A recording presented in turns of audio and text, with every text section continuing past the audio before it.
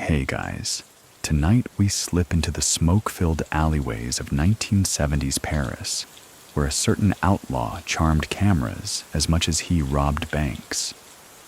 You're not just drifting off to sleep, you're being pulled into a world of leather gloves, fast cars, and a man whose mugshot looked more like a movie poster. Jacques Mesrine wasn't just a gangster, he was a spectacle. One minute he was breaking out of high-security prisons. The next he was doing interviews in sunglasses, daring the police to come find him. You probably won't survive this story.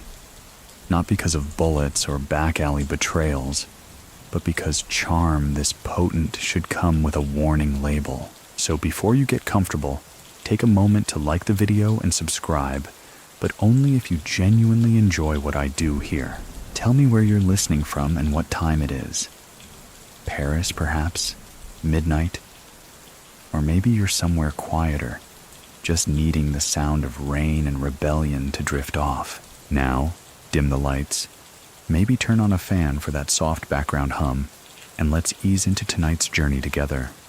Jacques Mesrine is born in December 1936, a baby wrapped in the winter air of Clichy, just outside Paris. His father, Robert, is a war veteran turned businessman.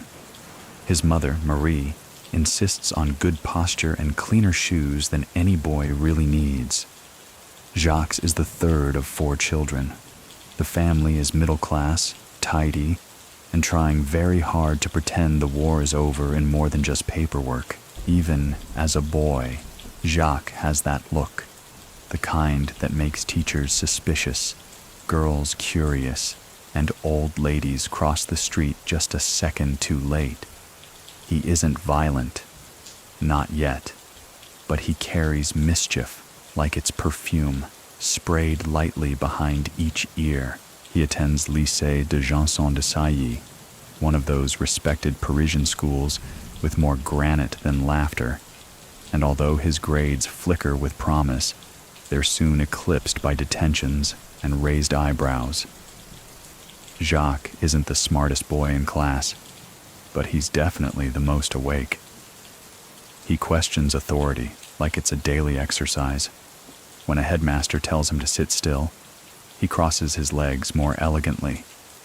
When a math teacher scolds him for doodling, Jacques smiles and turns the doodle into a caricature of the teacher. By 16, he's suspended, then expelled, then, miraculously, readmitted, only to leave again in what one might call a mutual parting of ways.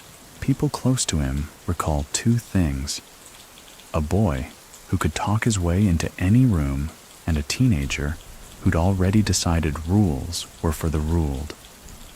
His charm is effortless, dangerous even. The kind that doesn't just get him out of trouble, but invites it to dinner first. Many people still think his early defiance was just post-war angst, the leftovers of a Europe rebuilding itself. But Mesrine's fire burns too personally, too stylishly. There's a streak of performance in it, one that will eventually play out in the grandest theaters France has to offer. Bank vaults, television screens, and escape hatches. The turning point comes when he's conscripted into the French army. It's 1955, and Algeria is a colony on the brink. Jacques is just 19. There's no slow drift from boyhood to brutality. Algeria accelerates everything. As part of the 2nd Colonial Infantry Regiment, he serves under intense pressure, with little training in diplomacy and too much access to ammunition. It's here he learns how to break a man without raising his voice. He later admits to executing prisoners, though the degree, the context, the very truth of those claims remain debated.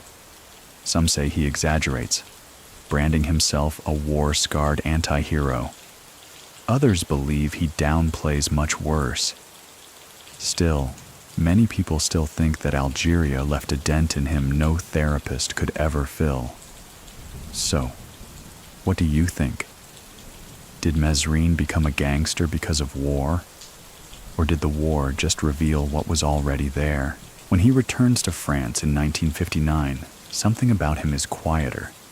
Not calmer, quieter, like a bomb no longer ticking, just waiting. He tries work, real work, tries to wear a tie and nod in meetings. He sells shoes, then architectural materials, then luxury items. Each job lasts shorter than the last. He's fired for insubordination. Then again, for suspected theft. But here's the twist. In all those short-lived jobs, Jacques sells well. People buy from him because he makes them feel like they matter. A gift he'll soon redirect toward entirely different transactions, ones that end in sirens, not signatures. One afternoon in the early 1960s, he gets invited to a party hosted by a low-level Paris mobster. Jacques walks in with the collar of his trench coat turned up, a smirk tucked just below his cigarette.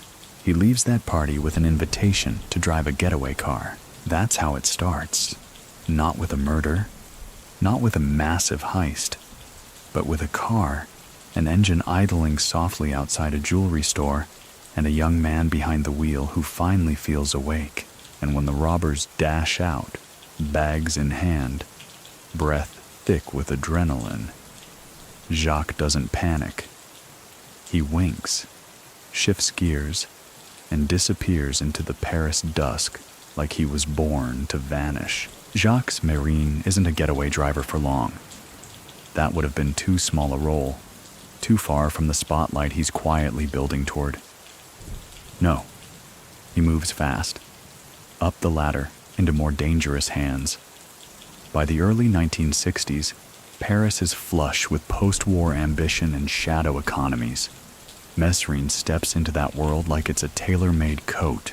He starts running with a crew that operates across the arrondissement, mostly burglary and safe-cracking. No murder yet, not even threats. But Jacques is learning how to case a location, how to charm a bank manager's secretary without her realizing, how to blend into the sidewalk like chewing gum. What separates him isn't brute force. It's his presentation. He wears crisp shirts, keeps his mustache neatly trimmed, and reads the newspaper like a critic. Even among thieves, he's stylish. When questioned by police one night after a botched break-in, he plays the role of an overworked architect. Tired eyes, briefcase full of blueprints, and a very convincing alibi about mistaken addresses. They let him go. Later, his crew gives him a nickname, the Gentleman Bandit, and the name sticks. Around this time, he meets Sophia, a Spanish woman with sharp eyes and a quick tongue. They fall hard, quickly. Jacques marries her. Friends describe her as the only person who could interrupt him mid-story and make him laugh. For a brief window, he tries to go straight again. They move to a quieter suburb. He gets a job in construction management. He even wears a hard hat, but something gnaws at him. The boredom is thick. And when Sophia gives birth to their first child, Jacques' anxiety rises instead of softening. He fears the normal life might trap him more tightly than a prison cell ever could. So, unsurprisingly, he slips back. Quietly at first. Small robberies, a discreet extortion scheme, then bolder hits. He's caught in 1962 for an armed robbery and serves his first short sentence at the Santé prison, the very same one he'll later make infamous. At this point, he's not yet famous, not yet feared. But inside the prison walls, Jacques studies the rhythms of incarceration, the way a playwright might study lighting cues. He notes everything: guard rotations, window angles, hallway creaks. By 1965, he's back outside, but not for long. He gets picked up again, this time in Marseille. The charges don't stick, but the pattern is clear. Something inside him has shifted. He no longer dreams of escaping the criminal world. He's dreaming of perfecting it. It's also around this time that his marriage starts to fray. Sophia wants stability, and Jacques wants the kind of freedom you can't buy with a mortgage. They argue more often. He promises to change. He doesn't. Eventually, Sophia files for divorce. Jacques doesn't contest it, but when he talks about her later in interviews, there's always a note of real regret. Quiet, buried, but there. So what's driving him? Many people still think that Jacques was simply addicted to thrill, but others argue he was staging something larger, an anti-establishment performance disguised as crime. After all, most of his heists are aimed not at individuals, but at institutions. Banks, state offices, the machinery of authority. In 1966, he connects with another French criminal named Jean-Paul Mercier. They hit it off instantly, Mesrine with his flair, and Mercier with his brooding intensity. They begin operating as a duo, carrying out a string of burglaries and armed robberies that stretch across the country. Their methods are clean and theatrical. They dress well, they speak softly, and they leave just enough trace to spark curiosity, but not enough for arrest warrants. Think of them like the French version of Butch Cassidy and the Sundance Kid, except with more cigarettes and a preference for Citroëns over horses. They make headlines for the first time after a robbery in Neuilly-sur-Seine. The newspapers are already falling in love with Jacques, though they don't quite realize it yet. His mugshot circulates. Women write letters to the prison. Reporters start calling him the dashing bandit.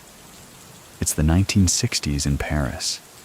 Everyone wants a revolution, or at least someone handsome enough to sell one. The French police, however, are less enchanted. Internal memos start to circulate. Mesrine is highly intelligent. Do not underestimate. That last part will become a theme. And then Canada, out of nowhere. Jacques flees France in 1968. Why?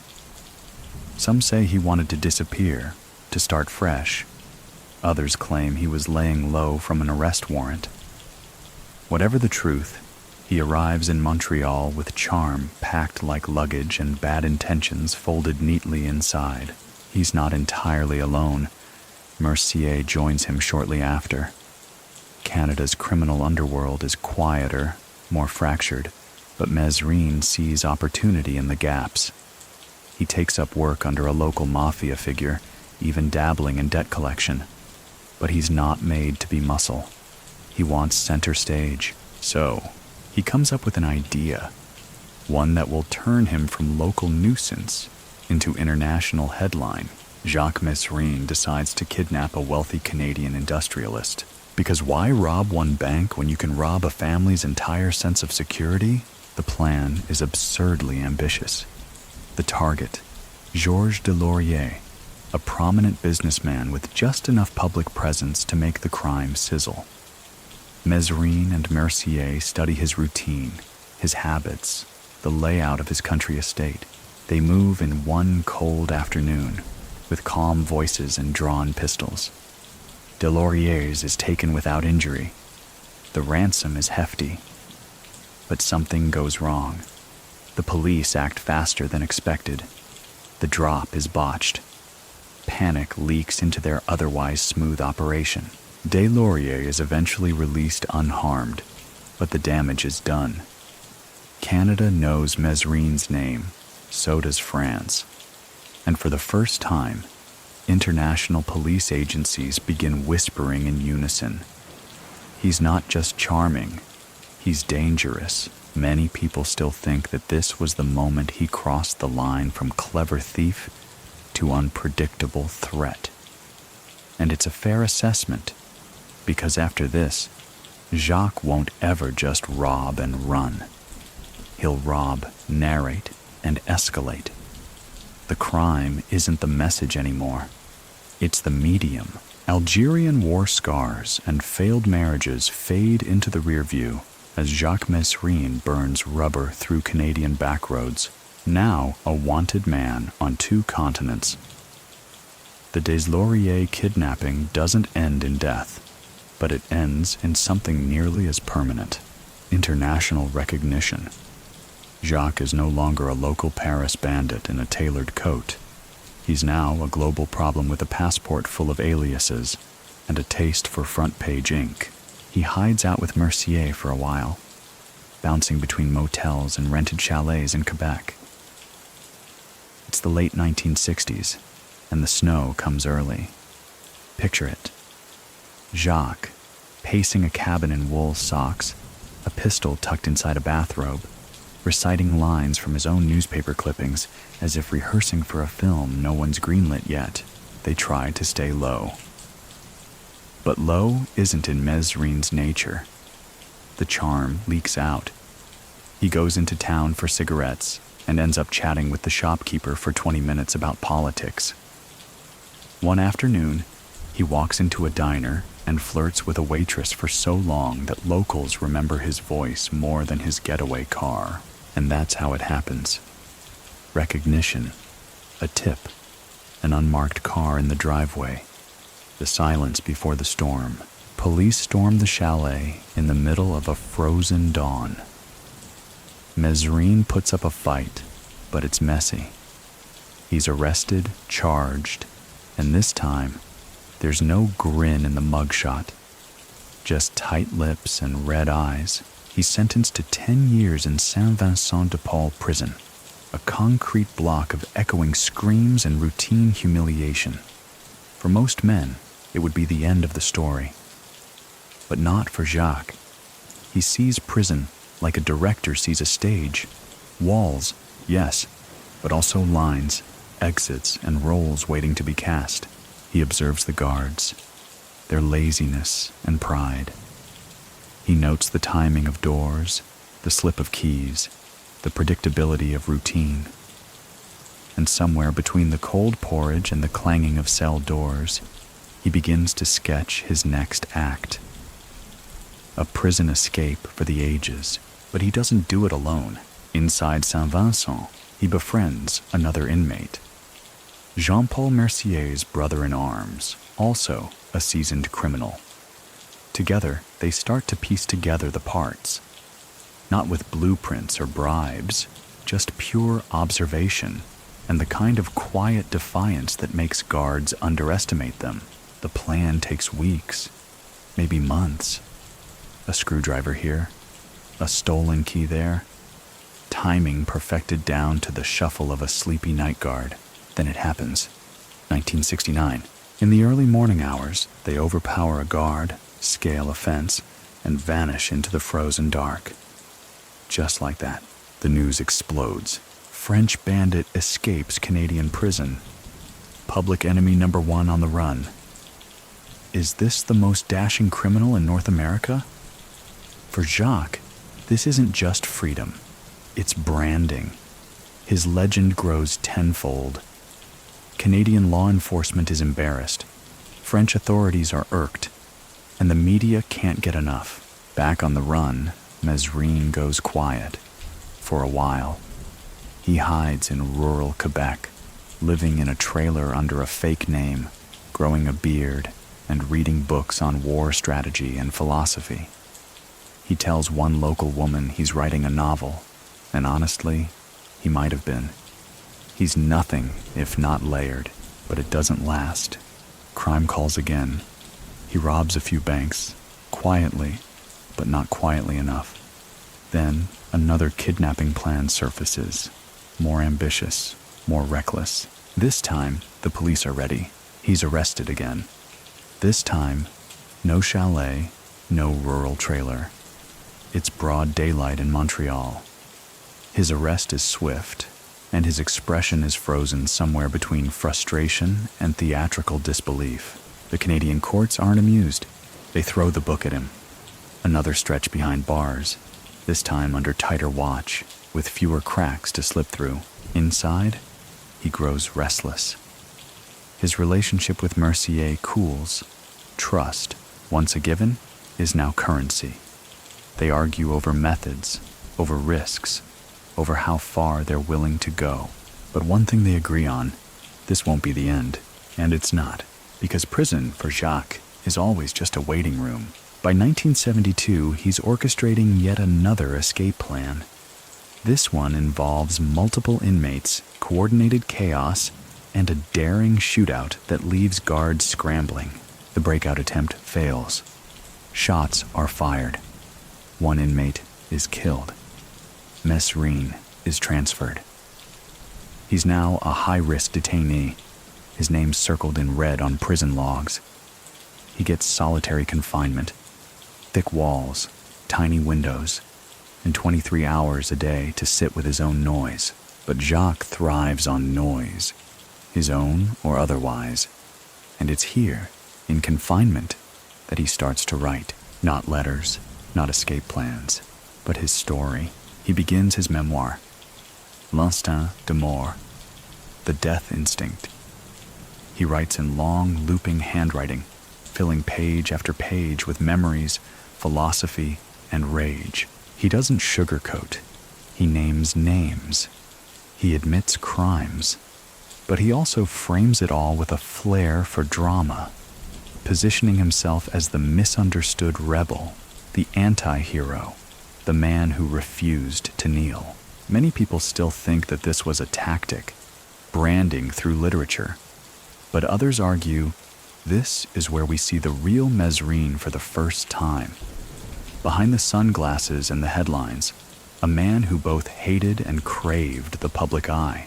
Eventually, he's extradited to France. Canada is done with him. France wants its bandit back. And as he steps off the plane, handcuffed but smiling faintly, someone in the crowd whispers, "He's back." Jacques Mesrine steps onto French soil in 1972, not as a returned citizen, but as a sensation. The man who once boosted jewelry stores in the quiet corners of Paris now walks through airport terminals with reporters 3 deep, flashbulbs bursting like popcorn. He doesn't flinch. He winks. He smiles. The man has been deported in chains, and still he carries himself like he's being welcomed home by fans. He's sent to La Santé prison, arguably the most feared detention center in France, where stone walls hold echoes of revolutionaries, assassins, and now one very dashing public enemy. The warden tries to make an example of him, assigns extra surveillance, limits his correspondence. But the moment Jacques gets a pen, the outside world starts hearing from him anyway. His memoir, L'Instant de Mort, circulates in rough copies, passed hand to hand among journalists and curious citizens. It reads like a confession soaked in cigarettes and stubborn pride. Critics can't decide if it's the scribblings of a narcissist or the diary of a prophet. But either way, it's unput-downable. Inside La Santé, Mesrine learns to play a longer game. The facility's walls are thick, the routines tighter than anything he's dealt with before. And yet, slowly, methodically, he begins to carve out small luxuries. A better meal here, a second blanket there, conversations with guards that linger just a little too long. He starts sketching again, portraits mostly. A guard's daughter, a cellmate's mother. His charm is like a persistent leak. Eventually, even the hardest concrete softens under it. And then comes the unthinkable. October 1972. He escapes. Yes, La Santé, the prison no one escapes from. Jacques does. He and fellow inmate François Besse overpower a guard during an internal transfer, seize weapons, and race for the courtyard. They scale the wall while alarms blare. Bullets hiss overhead. It's chaotic, cinematic, and somehow successful. By the time the authorities reset their perimeter, The two men are gone. The media explodes. Mesrine escapes La Santé. Tabloids call it humiliating. The Minister of Justice issues a furious statement. But it's too late. The myth is alive again. And now it has wings. The public is torn. Some are terrified. Mesrine is armed, dangerous, and seemingly unstoppable. Others are thrilled. In a France still licking post-1968 wounds, where youth rage simmers and institutions feel brittle, he's starting to look more like a folk hero than a felon. He begins robbing banks, not secretly, loudly, sometimes two in one day. He's spotted in broad daylight, sometimes in costume. One time he wears a fake beard and a priest's collar. Another time, a wig and sunglasses. But the real disguise? His calm. He moves through tellers like a gentleman, apologizing as he empties drawers. It's not personal, he tells one, just transactional. He leaves tips for nervous clerks. Once, he tells a security guard, "You look like a man who values family. Go home to them tonight." The press dubs him the Robin Hood of Paris. He's not sharing the loot with the poor, of course, but he's not exactly robbing widows either. His targets are state banks, symbols of authority, and the way he robs them, with swagger and restraint, feels oddly polite. Many people still think that these moments were calculated, that Mesrine knew exactly how to perform rebellion in a way the public would romanticize. But others argue he genuinely saw himself as an outlaw with principles, a man who broke rules, yes, but never beneath his own code. One particularly surreal moment unfolds in early 1973. Mesrine walks into a courthouse, not to surrender, but to hand-deliver a letter protesting prison conditions. He strolls past security with a briefcase, drops the letter on the judge's desk, and walks back out before anyone realizes who he is. It's a prank, a protest and a declaration all at once. Soon after, he sits down for an unauthorized interview with a local paper. No disguise, no fake name.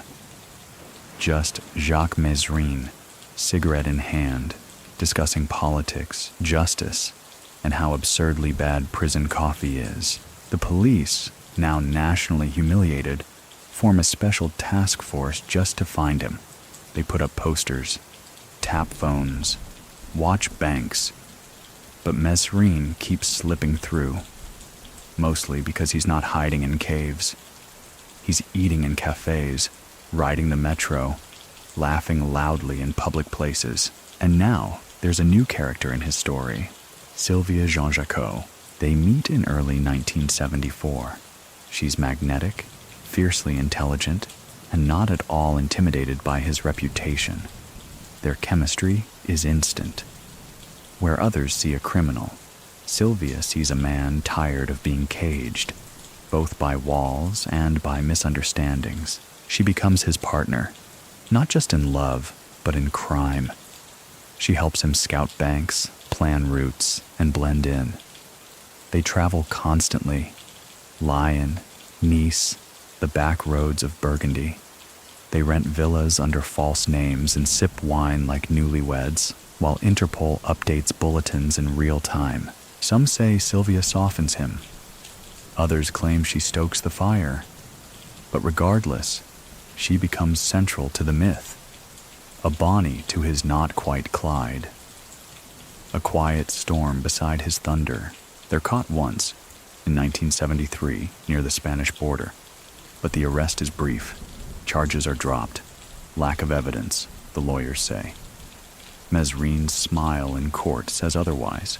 And yet beneath the glamour, something's shifting. He's growing reckless. The hits are louder. The escape routes sloppier. He starts recording his thoughts on cassette tapes, long rambling soliloquies about the nature of freedom, the illusion of law, the sickness of obedience. In one tape, he says, "A man who obeys laws without thinking is already half dead." That quote ends up graffitied across a wall in the Latin Quarter. Students chant it during a protest. It ends up on posters, in zines, on cafe napkins. Mesrine is no longer just a gangster. He's a mood. By 1974, Jacques Mesrine is no longer robbing banks. He's curating them. Each job is a performance, a statement, sometimes even a dare. One morning, he and Sylvia walk into a branch in Lyon. He wears a crisp suit, sunglasses, and that sly half-smile that somehow both disarms and alarms. He speaks to the teller like he's requesting a dinner reservation, not cash. Sylvia keeps watch, her posture unreadable, like a jazz note in human form. They leave with nearly 500,000 francs. The next day, they rob a different branch only a few miles away. This is how the legend grows. The man is everywhere and nowhere. Police issue sketches, alert border checkpoints, tap phones of former associates. Still, Mesrine slips past, like a ghost who knows the timetable of every train and the back door to every hotel. France is gripped. People buy newspapers just for updates. Cartoons appear. Jacques with his briefcase full of trouble. Mesrine and the disappearing francs. He becomes a punchline and a panic, an icon and an indictment, all in one face. But it's not just banks. Mesrine starts escalating, testing the line between criminal and revolutionary. He stages a raid on a courthouse in Compiègne, aiming to break out a former cellmate. The plan goes sideways. The man isn't there. But Mesrine doesn't retreat. He lectures the staff, scolds the justice system, then leaves like he was running late for lunch. The audacity stuns the nation. The government starts whispering about something more than a thief. He's turning into a symbol, one official writes. We must not let him become a martyr. And Jacques? He leans in. He starts writing manifestos, short, furious bursts of philosophy. The system, he writes, is a gang that wears robes instead of masks. He argues that banks rob people every day. He just does it without pretending to be polite. His words make it into underground papers. Some students pin them to classroom doors. A few professors quietly agree.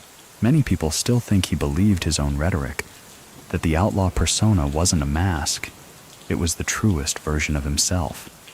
But others insist it was a pose, a smokescreen to keep the public interested and the police off balance. So what do you think?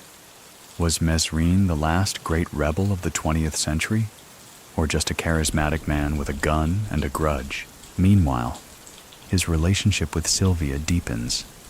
They stay in rented villas under pseudonyms. He's Monsieur Dufresne in Nice, Jean Lafitte in Bordeaux.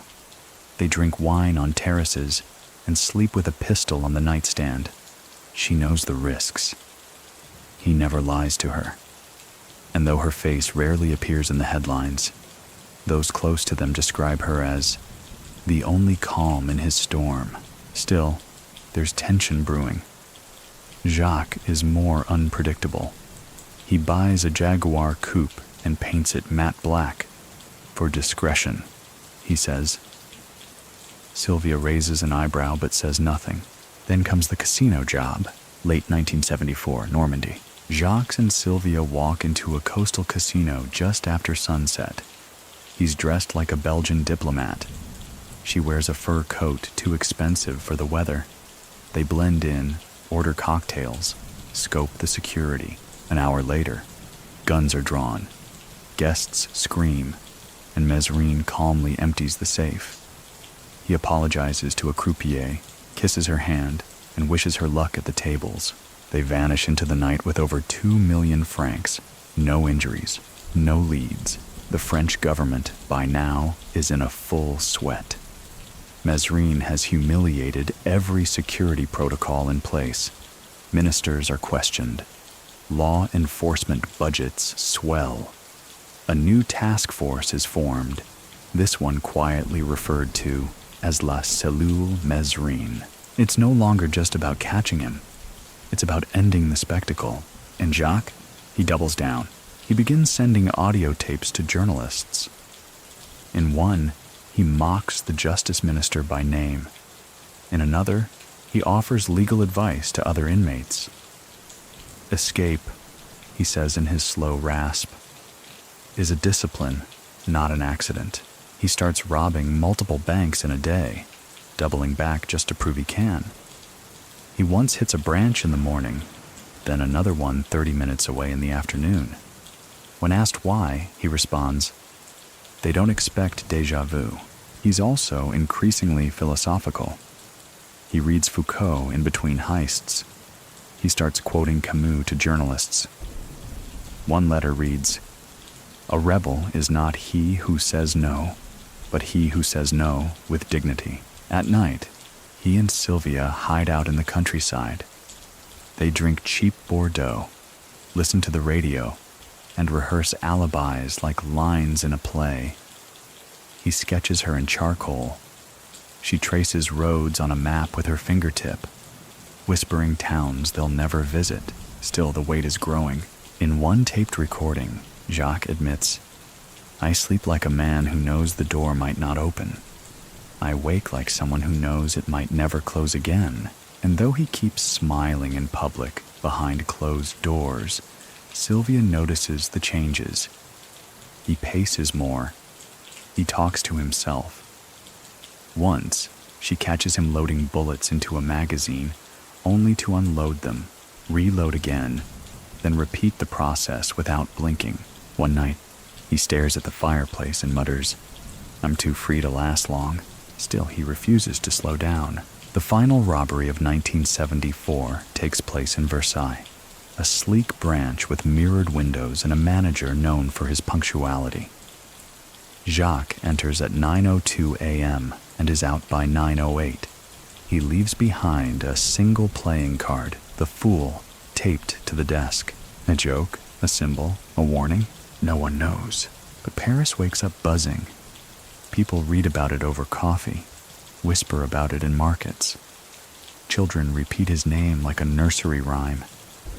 Adults shake their heads and say, "One day, he'll push too far." And Jacques, he already has. The year is 1975, and Jacques Mesrine is the kind of household name usually reserved for politicians or rock stars. Except instead of a hit single, he's got a portfolio of escapes, and instead of a seat in Parliament, he prefers the back seat of stolen sedans. France is divided. Part of the country wants him caught. The other part wants to be him. Mesrine, meanwhile, starts leaning harder into image. He begins carrying himself not just like a criminal, but like a public figure. He writes another letter to the press, this one scathing in tone, accusing the justice system of being more criminal than he is. "At least I don't pretend," he writes. "I never wore a robe while robbing anyone." It's not just words. His crimes start taking on a flair for symbolism. One day, he robs a Social Security office, not for money, but for files, paperwork, records, secrets. He dumps most of it on the floor and walks out. It's a gesture, a performance, a thumb to the eye of bureaucracy. He grants interviews to journalists he trusts, sometimes in person, often anonymously by phone. He always speaks calmly, carefully, his voice just above a whisper. One journalist describes him as a man who could sell you a grenade with the tone of a bedtime story, but not everyone is enamored. Law enforcement is growing more aggressive, more embarrassed, and far less patient. The Mesrine task force starts shadowing his old contacts. Friends are interrogated, former lovers followed, and every ex-cellmate ends up on a government list. Still, Jacques and Sylvia stay a few steps ahead. They move constantly, small towns, big cities, country inns. He dyes his hair. She wears glasses. They become anyone the situation requires. They also keep robbing banks. In Toulouse, Jacques stages an especially bold hit. He walks in with a fake press badge, claiming to be doing a story on branch security. Within 10 minutes, the tellers are locked in the break room and the vaults open. He leaves with over 1 million francs and a copy of the security manual. The press can't help themselves. Public enemy or performance artist? One headline asks. France's most charming outlaw still at large, another declares. And it's true, charming is exactly the word. Even victims describe him with a kind of conflicted awe. He apologized as he pointed the gun, one bank manager recalls. Said he didn't want to scare anyone. He even said, "Thank you," when he left. Still, the violence is creeping closer. Jacques never kills during a robbery, but he begins carrying more weapons, talking more openly about inevitable outcomes. He wears a bulletproof vest more often. He changes cars every 2 days. When Sylvia asks him if he's tired, he just smiles and says, "No, just aware." But privately, he starts dictating a strange set of instructions to her. What to do if he's arrested, what to say if he's killed, which tapes to burn, which letters to send. She doesn't protest, but she listens like someone memorizing lyrics to a song she never wanted to hear. Then comes a new twist. In late 1975, Mesrine targets a police headquarters, not to kill, but to humiliate. He sneaks in at night, disables a few patrol cars, spray paints a cartoon of a pig in uniform on the garage wall, and leaves a cassette tape under the front step. On it, a monologue. He addresses the police by name. "You can't catch me because you don't think like I do," he says. "You don't live like I do." The tape makes the rounds within hours. Officers are livid. Politicians are furious. The public? They're buying newspapers in double. Mesrine is now something no authority wants to admit. Entertaining. Many people still think that this act, targeting police property, not for profit, but for poetry, was the final straw. That's when the hunt turned personal. But others argue it simply forced the government to stop treating him like a criminal and start treating him like a threat to order. Either way, things heat up fast. Jacques becomes more paranoid. He takes fewer risks, and when he does, they're tightly planned. He stops granting interviews. He buys a police scanner. He keeps maps with red lines showing escape routes and roadblocks. His handwriting becomes tighter, smaller, like he's curling in on himself, but the money flows. He robs a postal depot in Dijon and gets away clean. Then another bank in Marseille. Then a third one, 2 hours north, the same day. 3 scores in 48 hours. Police call it a coordinated assault. Mesrine calls it stretching his legs. At night, he begins recording audio diaries, not for the public, just for himself. In one, he says, "They'll get me. I know that. But it won't be in the dark. It'll be in the spotlight. I won't die quietly."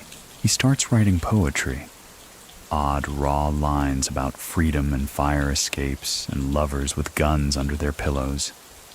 Some of it's good. Some of it's just bleeding onto paper. But none of it is boring. And still, Sylvia remains by his side. She's quieter than Jacques, less theatrical. But when asked by someone, "Why do you stay?" she answers simply, "Because with him, I'm awake." They spend one spring holed up in a small stone cottage in the Pyrenees.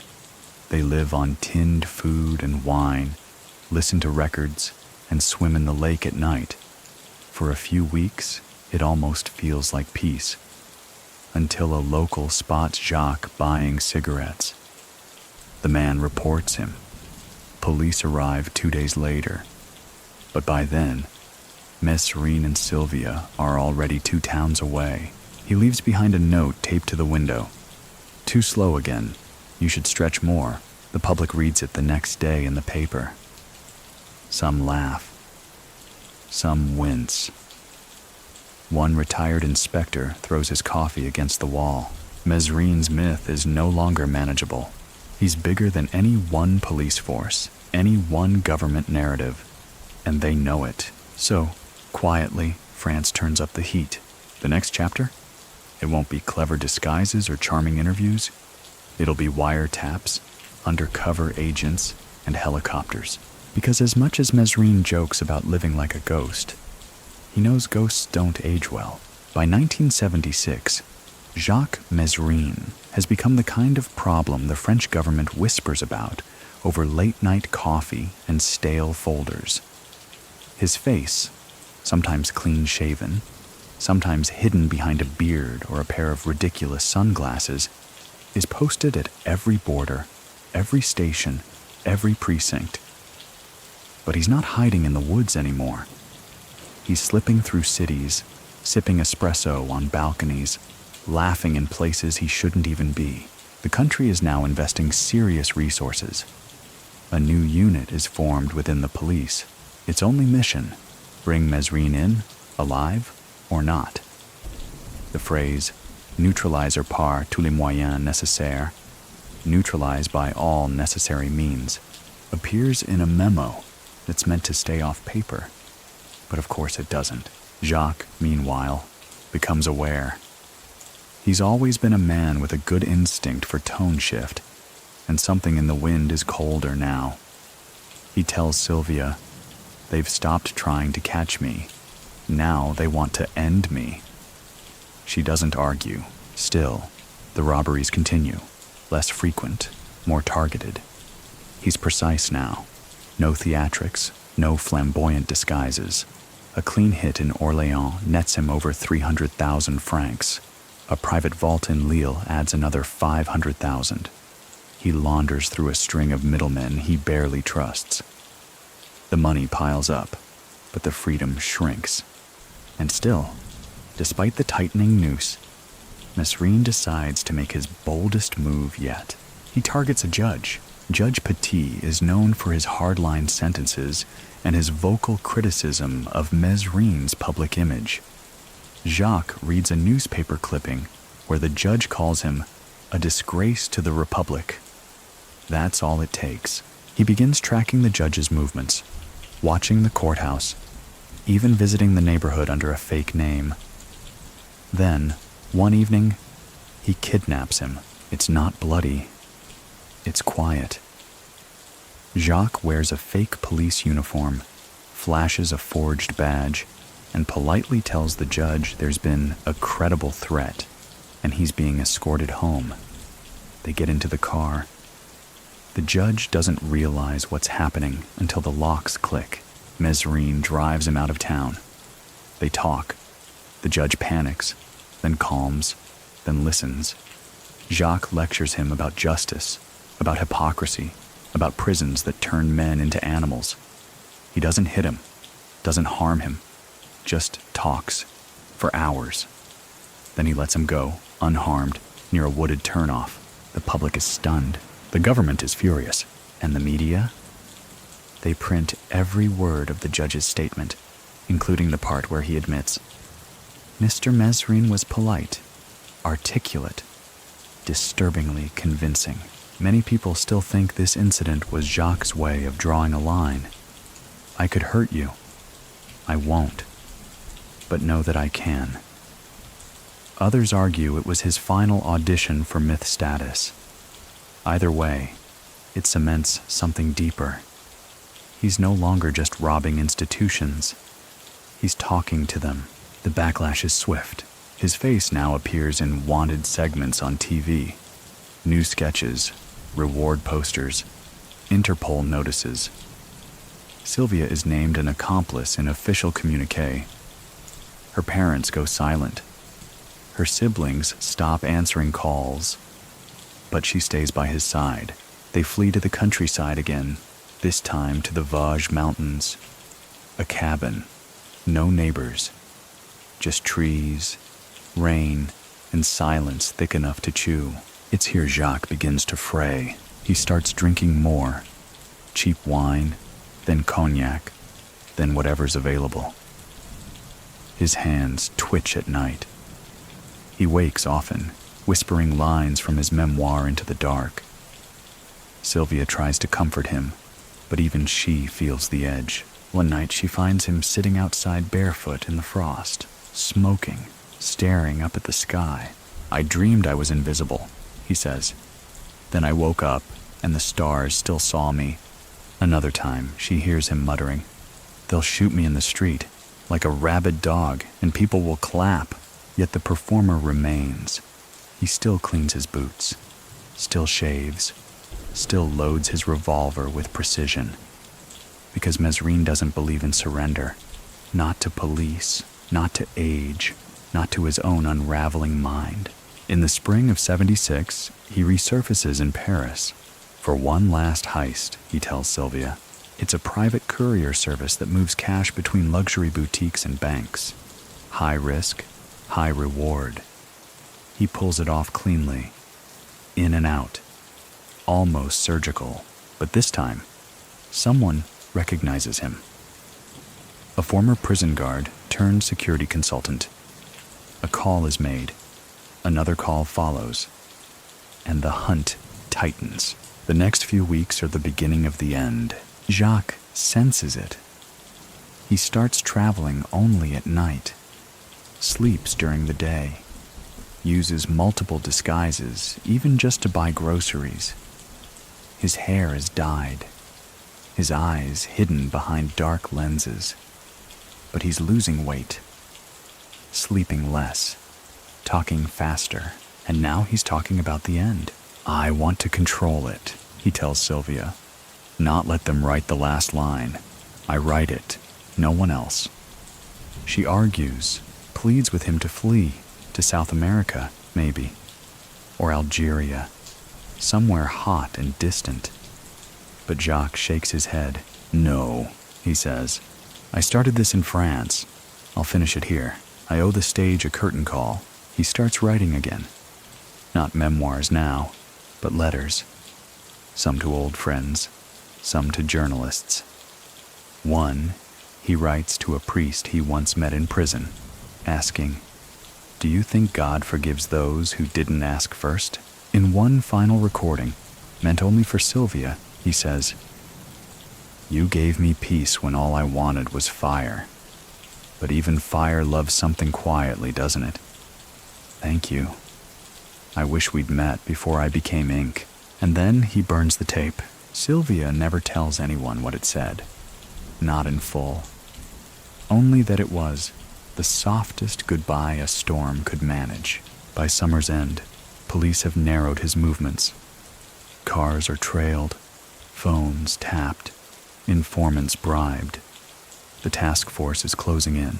Jacques Mesrine doesn't run, but he does prepare, because he knows better than anyone.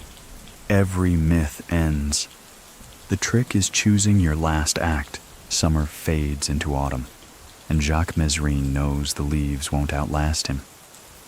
There's a certain calm that creeps in, not peace exactly, but something like it. He sharpens his routines, adjusts the mirrors on his car with almost ritualistic focus. He packs and unpacks weapons just to hear the sound of metal clicking into readiness. And through it all, he whispers the same phrase to Sylvia each night before bed. "If I don't wake up, burn the notebook."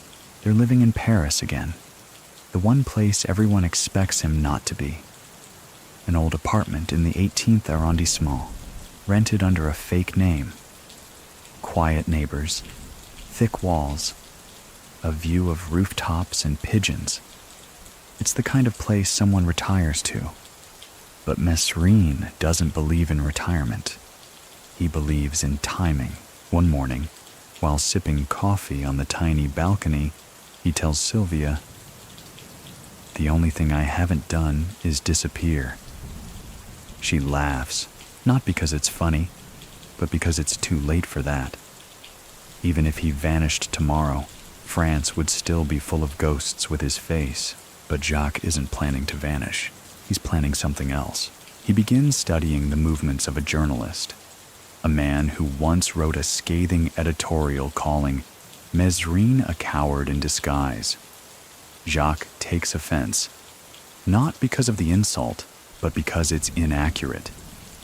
Cowardice is what makes a man lie to himself, he tells Sylvia. I've never lied about who I am. He plans to confront the man, not to harm him, just to unsettle him, maybe shake his hand and smile while his eyes say something different. But the plan never materializes, because the police are watching, always now. The Mesrine task force has narrowed his habits down to patterns. They've studied his disguises, his routes, the way he adjusts his hat when nervous. They know he drives a metallic green BMW. They know he often picks up Sylvia at 11:30 a.m. sharp outside their apartment. And so, a plan is drawn. On the morning of November 2nd, 1979, Jacques steps into his car like it's any other day. The city is already breathing its usual rhythm. Honking horns, newsboys shouting, cafe chairs scraping pavement. He merges onto the Boulevard Périphérique, unaware, or maybe very aware, of the van that's been tailing him since dawn.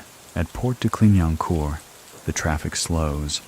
A white truck inches forward beside him. Inside are masked officers, rifles loaded, nerves high, and then everything happens at once. The white truck swerves suddenly, cutting off Jacques' BMW. Brakes scream. Tires skip. The rear van pulls in tight, boxing him in.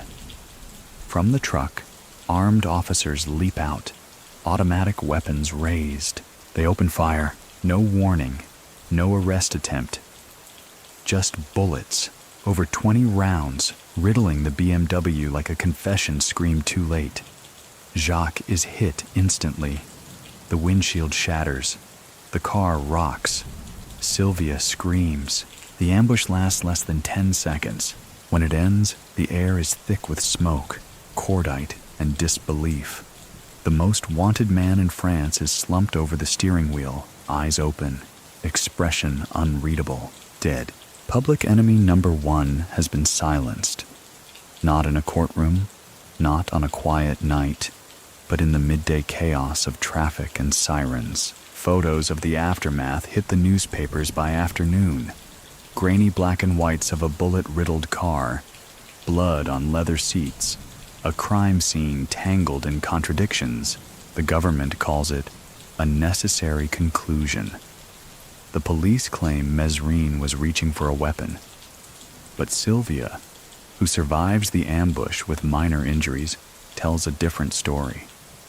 She insists he was unarmed, that it was an execution, not an arrest, that he never stood a chance, and the country splits again. Many people still think the killing was justified, that Mesrine had written his ending in bold enough ink to guarantee such a response. But others argue it was cowardice by the state, a fearful silence imposed by barrels instead of laws. So what do you think? Can a man who lived without rules be ended by them?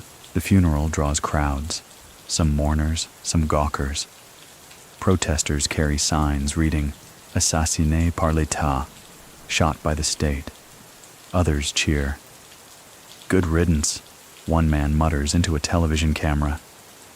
We don't need myths, we need peace. But the myth has already outlived the man. His memoir, L'Instinct de Mort, becomes a bestseller. Movies are planned, songs are written. Urban legends bloom like vines.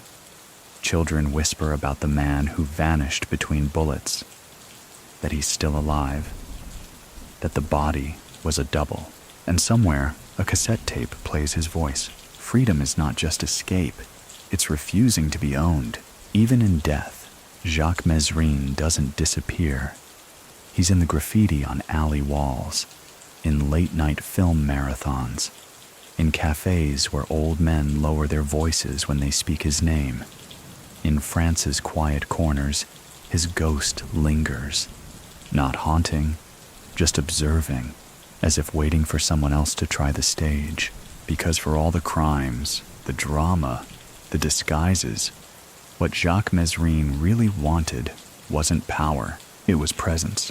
And in that, he succeeded completely. After Jacques Mesrine's death, France exhales, but not entirely. The man may be gone, but his shadow is stubborn. It clings to precinct walls, flickers across televisions, lingers in the dead corners of interviews where officers pause before speaking. And somewhere in those silences, his myth grows sharper. Sylvia Jean-Jacques disappears from public view for a time. She's bruised, both physically and otherwise. The gunfire that killed Jacques had sprayed across her as well, shattering glass, cracking bone, but not taking her. She survives, but it's clear, something larger didn't. She grants a single interview that year, just one. The journalist describes her as pale but composed, voice low, words carefully weighed. When asked about the shooting, she replies, "He was expecting it, just not that morning." And when the question comes, "Was he armed?" she answers without blinking, "No." The public reaction splits again. Some believe her, others shrug. Even if he wasn't, one editorial reads, he was armed in spirit.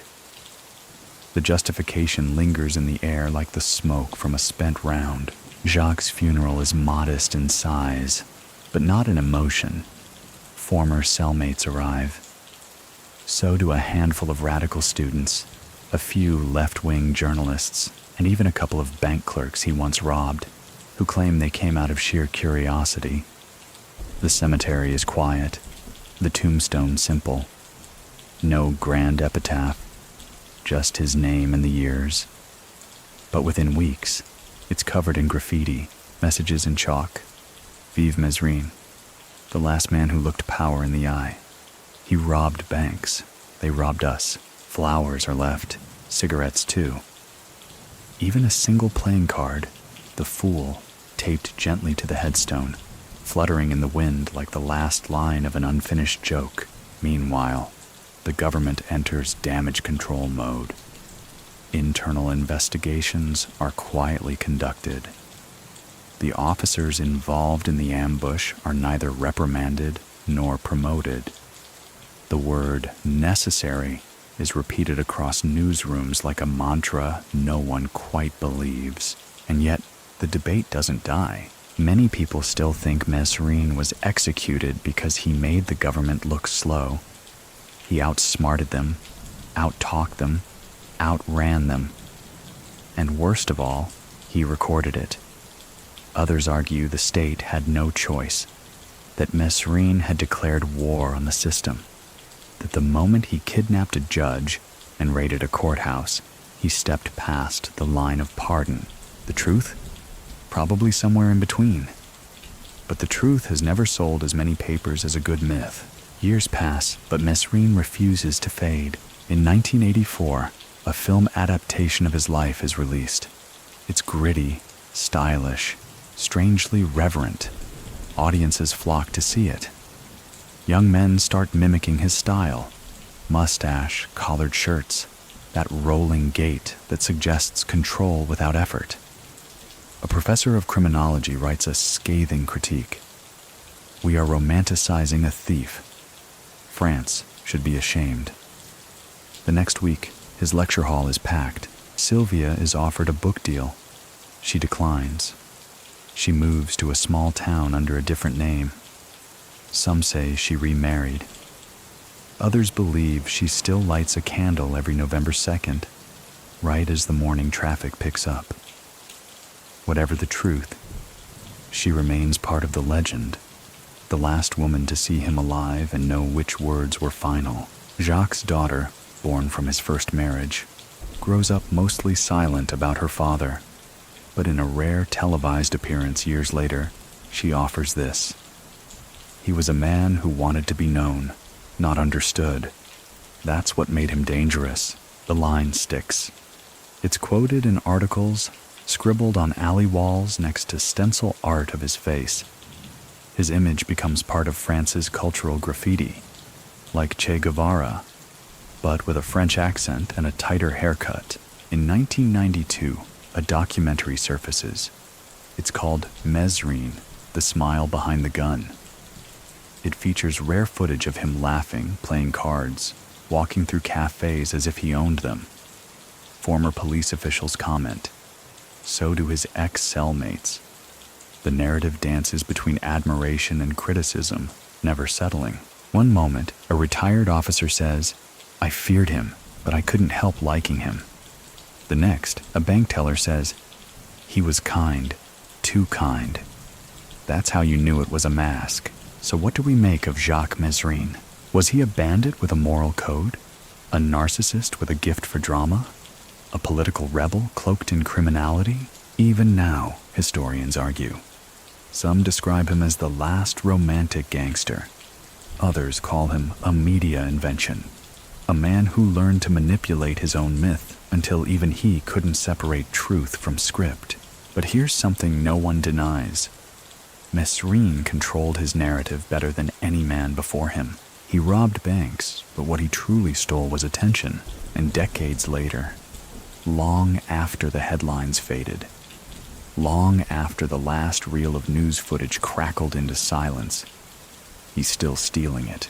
Long after the final shots fired at Porte de Clignancourt, the story of Jacques Mesrine continues to ricochet through France's collective memory like a bullet that never quite stopped moving.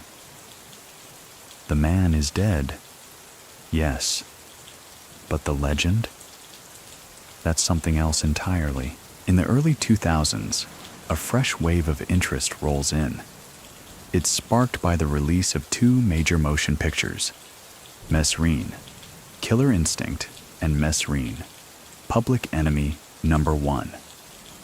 Starring Vincent Cassel in the titular role, the films bring Mesrine's life and flair back to the big screen with all the cinematic seduction of a noir fantasy. The reviews are glowing. The audience is hooked. And once again, France finds itself divided between admiration and admonition. Younger generations, raised long after Mesrine's final robbery, start quoting lines from the films like scripture. "I don't tolerate being betrayed," one says. Another adds, "It's not crime, it's strategy." Vincent Cassel wins awards. Jacques Mesrine wins immortality. Historians cringe slightly. The films are well made, yes, but they bend facts, condense timelines, blur morality. Still, many people still think the spirit of Mesrine, the audacity, the contradictions, the refusal to be small, is captured accurately. Others argue that stylizing violence is dangerous, that by turning Mesrine into a folk hero, we risk forgetting the people left behind, the bank clerks who never slept the same again, the guards who lived with permanent injuries, the families who lost sons to crossfire. So what do you think? Is retelling a rebellion the same as glorifying it? Or is remembering fully, painfully, and without flinching the only real justice left? Meanwhile, the French police continue to reflect quietly, uncomfortably.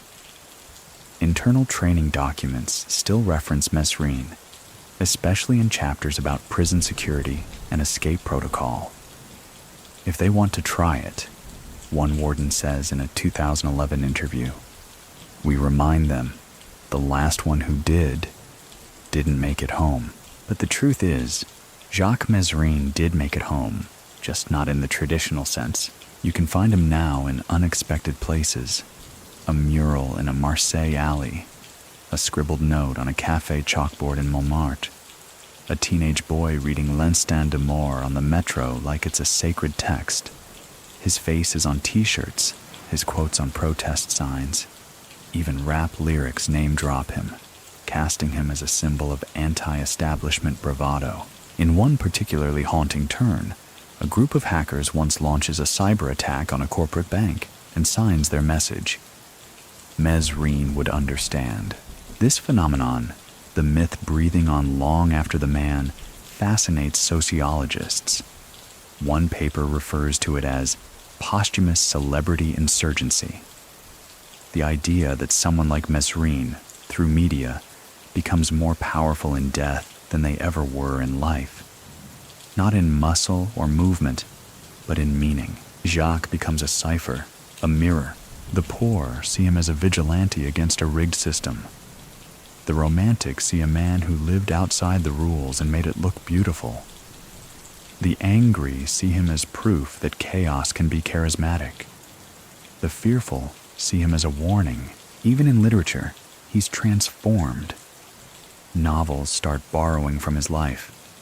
Fictional anti-heroes shaped from his profile. Always suave, always defiant, always one step from the edge. But those closest to the truth, the guards, the clerks, Sylvia, his daughter, they carry quieter images. His daughter, in a 2021 podcast interview, recalls a moment before everything collapsed. She was young, maybe 9. Jacques came to visit wearing a scarf and dark glasses. He brought a music box. He didn't stay long, but before he left, he knelt and whispered, "One day when I'm a ghost, this song will still play." She keeps the music box in a drawer. It still works. Sylvia, when asked years later if she regrets anything, responds with practiced stillness. Only that we didn't have longer in the lake house. Everything else was already doomed. She's never seen the films.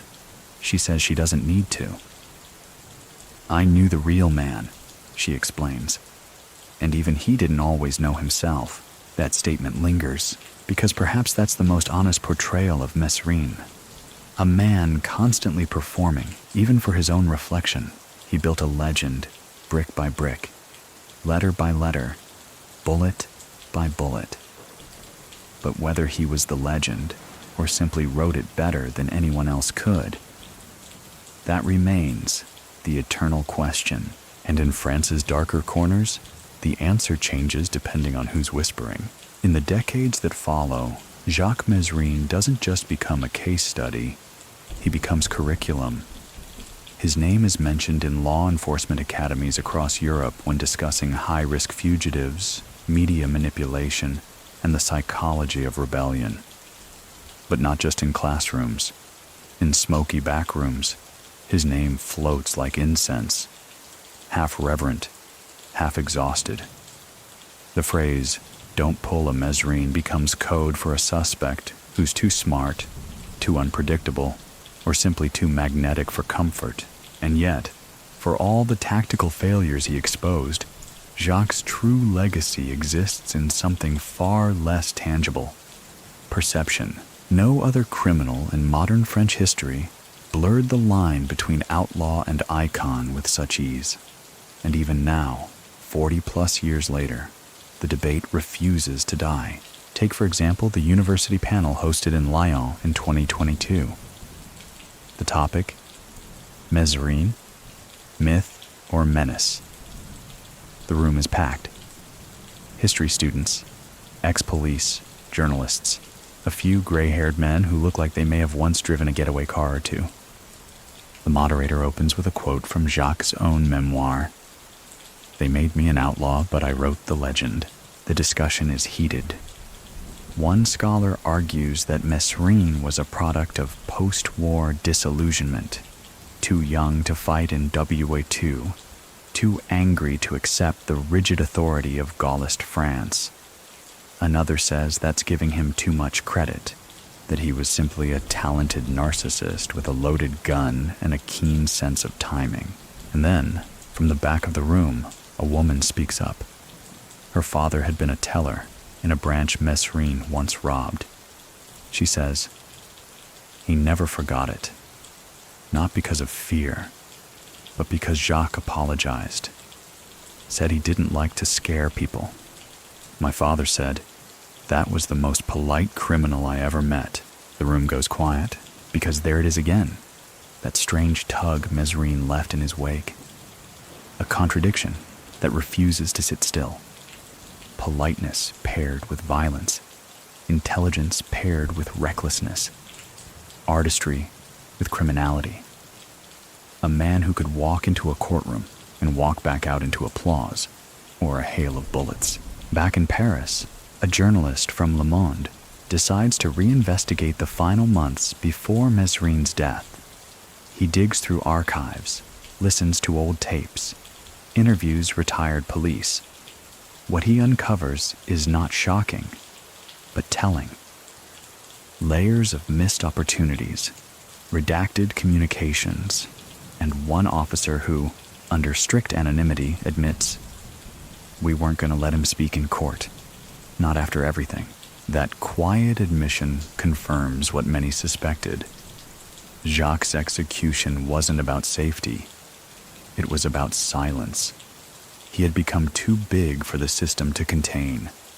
And systems do not like what they can't predict. Meanwhile, Mesrine's face remains a familiar one in French pop culture. Graffiti artists continue to tag his image, especially in protest zones. During the 2018 Yellow Vest demonstrations, one Parisian alley saw his face spray-painted beside the words, "Le vrai désordre commence dans les lois." The real disorder begins with the laws. Anarchist zines run reprints of his quotes. Independent filmmakers borrow his cadence. And on forums frequented by anti-authoritarian youth, Mesrine is listed in digital collages of unofficial saints, right beside Rosa Luxemburg, and sometimes Batman. It's hard to explain that level of influence without admitting a hard truth. Mesrine didn't just rob banks. He robbed certainty.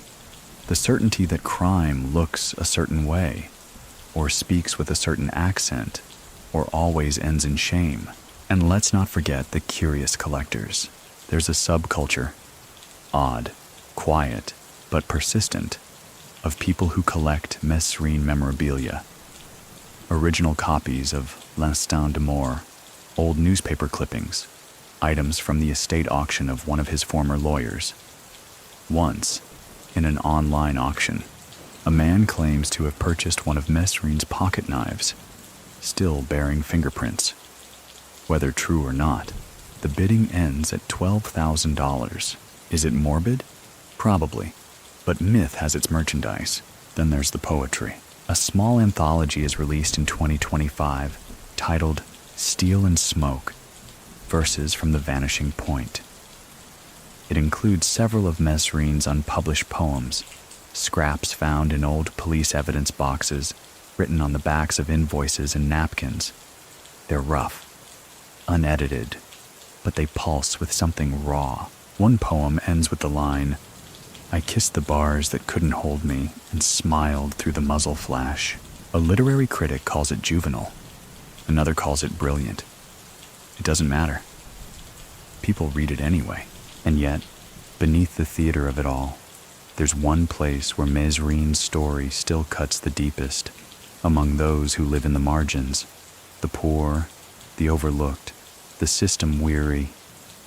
For them, Jacques isn't a fantasy. He's a message that even the most locked-down system has cracks, that sometimes the impossible can be done. It's a dangerous message, but a powerful one, because while Mesrine may have died at Clignancourt in 1979, shot down like a rogue animal in a trap set too tightly, his legacy remains alive in every whispered tale of defiance, every crooked smile beneath a ski mask, and every question scribbled in the margins of a law book. What if the outlaw wasn't the problem? What if he was the mirror? As the decades stretch out and Mesrine recedes further into the yellowed pages of history, something strange happens. He becomes predictably unpredictable. Every few years, his name bubbles back into public discourse, sometimes sparked by anniversaries, sometimes by political tensions, and sometimes just because France, like any old country, has its ghosts. And Jacques was one of the loudest. In 2030, a documentary filmmaker releases a 10-part series titled Enemies of the State, The Mesrine File.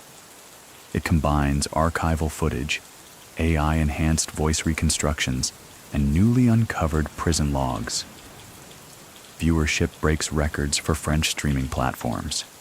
The series ends not with a dramatization of his death, but with 30 straight seconds of silence. Just Mesrine's face on screen, looking out, as if waiting for someone to say something true. A resurgence follows. Young people post stylized edits of his mugshots on social media. Hashtags trend. Think pieces flood in. Was Mesrine France's last outlaw, or its most successful performance artist? The debates echo the ones from decades earlier. The stage, the script, the score, they're all familiar now. But the audience has changed, and so has the mood. In Marseille, a collective of political street performers stages a play called Public Enemy, Private Soul. It portrays Mesrine not as a criminal, but as a man born in the wrong era, a tragic figure in a tight suit and tighter system. One reviewer writes, "It wasn't theater, it was confession in motion." Meanwhile, in police museums and criminology exhibits, Jacques becomes part of the curriculum again. But this time, not just as a threat. He's used as a case study for how law enforcement, media, and ego can collide with deadly momentum. His escape plans are dissected with mathematical precision. His disguises, once the stuff of tabloid mockery, are now held up as early studies in social camouflage.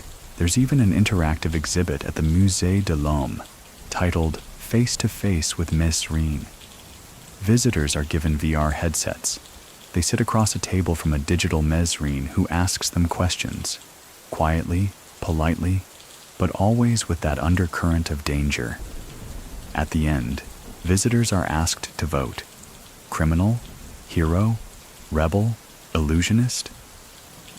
The results change daily. But the deeper legacy is quieter and far more complicated. In the outskirts of Paris, a man named Alain, a retired bank security consultant, gives a talk to a group of interns. He wears old suits and speaks with deliberate calm. Mesrine didn't beat the system because he had better tools, he tells them. He beat it because he understood stories. He knew we were more afraid of the man who smiled than the one who shouted. One intern asks if Alain ever met him. He nods slowly. Twice. First time, he was casing our bank. Second time, he was taking it. Both times, he asked if I had children. Told me to go home early. I did. The room is silent. Did you ever wish they caught him earlier? Another intern asks. Alain pauses. No, he says. I wish we'd listened sooner, because that's the thing about Mesrine. For all his chaos, he spoke truths people didn't want to hear. About prisons that create more crime than they contain. About systems that punish dissent harder than they punish violence. About how, sometimes, a bank robber with a notebook can say more about society than a minister with a microphone. Many people still think Mesrine was just a man who got lucky, and fast. Others argue he was a rare kind of intelligence wrapped in the wrong skin. But increasingly, the question is no longer about what he was, but what he uncovered. So what do you think? Can a man's crimes ever reveal a greater crime underneath? His daughter thinks about this often. She works in education now, somewhere near Bordeaux. Keeps a low profile. She still won't speak about her father often, but in one closed-door event, she once said this. He lived like a man who thought honesty was the ultimate weapon. I just wish he hadn't used it with bullets. The room applauded, not loudly, just enough to feel heard. Somewhere in the north, a prison wall still bears the faint carving. On n'enferme pas les rêves. You can't cage dreams. No one knows who wrote it, but it's been repainted 3 times. It always comes back. And in a bookstore near the Sorbonne, A dusty copy of L'Instant de Mort still rests on the shelf. Someone picks it up, flips through pages filled with contradiction, and thinks, for a moment, not of crime or punishment or politics, but of a man with too much soul for silence. The thing about legends is that they don't end. They just get quieter, deeper, folded into other stories. Jacques Mesrine, decades after his last breath, still haunts France. Not in a ghostly sense, but in something more lasting. An itch at the back of the nation's conscience. In 2034, on the 55th anniversary of his death, a controversial proposal emerges to formally declassify all government files related to Mesrine. The initiative is led not by radicals, but by a coalition of historians and civil rights advocates. Their argument? That justice, true justice, requires full transparency, even for the most infamous. The response is electric. Petitions surge. Old footage is re-aired. A debate is held live on national television. On one side, law enforcement veterans argue that some information must remain buried. He was a killer, says one retired general. We don't declassify glory. We declassify context. On the other side, a historian replies, exactly. Let us finally see the context. Meanwhile, the Mesrine myth takes on new, stranger forms. A fashion label in Berlin releases a capsule collection called L'Ennemi Public. Jackets styled after his courtroom appearances. Silk shirts with hidden gun holster prints. It sells out in 48 hours. Models on the runway walk with his signature cool. Shoulders relaxed, jaw set. The air of someone who knows they're being watched and likes it, not to be outdone. A French trap artist drops a concept album titled Visage d'un fantôme, Face of a Ghost, with lyrics that blur the line between Mesrine's voice and the artist's own paranoia. The final track features a sampled quote from one of Jacques' tapes. If the system wants silence, I'll give them noise they can't contain. The track goes viral. But the biggest ripple comes from a quiet source. A letter, a handwritten note, verified by forensic experts, emerges in a lawyer's estate. Dated just 2 weeks before Mesrine's death, it's addressed to La Génération Future, the future generation. In it, Mesrine writes, I was not a good man, but I was never a coward. If they tell you I was just a thief, they are hiding the bigger theft. Look closer, always. The letter ends with a signature that takes up nearly half the page, like the final stroke in a painting left unfinished. The media goes wild. The public is captivated, and for the first time in decades, the government quietly agrees. The files will be declassified, and so they are. What follows is a slow drip of revelations, surveillance reports that contradict official statements, internal memos expressing hesitation about the legality of the ambush, a training manual that listed Mesrine's name not under high-risk targets, but under Do Not Apprehend Alive. The debate reignites. Many people still think the documents changed nothing. We always knew, they say. He asked for war. He got it. Others see them as confirmation of state overreach. A man hunted not for his crimes, but for his charisma. So what do you think? If a government fears a man's words more than his weapons, who really holds the power? Even Mesrine's critics begin to soften. Not in admiration, but in recognition. They see, perhaps for the first time, that he wasn't just France's outlaw. He was France's reflection. A country with history in its bones, rebellion in its blood, and contradictions under every cobblestone. In cafes across Paris, you can still hear his name. Do you remember where you were when they got him? An old man asks a bartender. Near Clinancourt, the bartender replies. Heard the shots from 3 blocks away. Thought it was firecrackers. And in a university lecture hall, a professor closes a session on French media history with this: Mesrine understood something we often forget. Being seen is more powerful than being right. He made people look, and once they looked, they had to ask why. The room goes quiet, because that's the thing.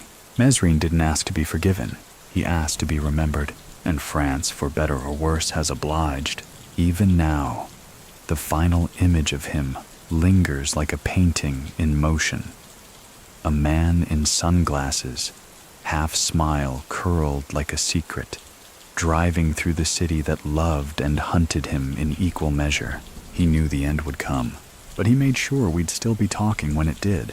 The further we drift from the moment Jacques Mesrine bled out on the boulevard, the clearer it becomes. His story was never just about crime. It was about performance, projection, and the power of refusing to be quietly erased. Even the streets remember. In 2040, a group of activists stages a guerrilla art installation at Porte de Clignancourt. They project a grainy black and white video of Mesrine's final ambush onto the side of a nearby building. No soundtrack, no commentary. Just the footage. The white truck, the BMW, the sudden flurry of motion. Then stillness. Below the video, 3 words appear in red. Ceci était un homme. This was a man. The display only lasts an hour before police shut it down. But videos of the projection flood social media. And for one more night, Mesrine returns. More haunting than heroic. More shadow than shape. The state, meanwhile, maintains its silence. No official apology. No formal acknowledgement of missteps. Just quiet, bureaucratic distance and the occasional nervous footnote in law enforcement manuals. But within the literary world, something begins to shift. A reissued edition of L'Instant de Mort is published, this time with annotated commentary from modern criminologists, sociologists, and philosophers. One footnote reads, "His self-awareness is startling. He anticipates the criticisms, preempts the rebuttals." The book is less memoir and more courtroom, with Mesrine as both defendant and judge. Sales spike again. In literary circles, he's no longer dismissed as a criminal with a pen. He's studied as a criminal who understood the weight of language. A man who didn't just commit acts, but wrapped them in narrative. And narrative, as history reminds us, outlives most bullets. And yet, the most honest glimpses of Jacques appear not in grand reinterpretations, but in the quiet, accidental moments that surface in unlikely places. A high school history teacher in Strasbourg tells his students to study Mesrine alongside Voltaire. One rebel uses ink, the other used everything. The students laugh, but they remember. A jazz musician in Toulouse names an instrumental track after him, Le Fugitif de Minuit. The melody is erratic, smooth in places, then jarringly loud, like someone learning to dance in the middle of a thunderstorm. And in a late-night radio program hosted by an aging philosopher, Mesrine is the topic of discussion one cold December evening. The host's voice is slow, deliberate, almost reverent.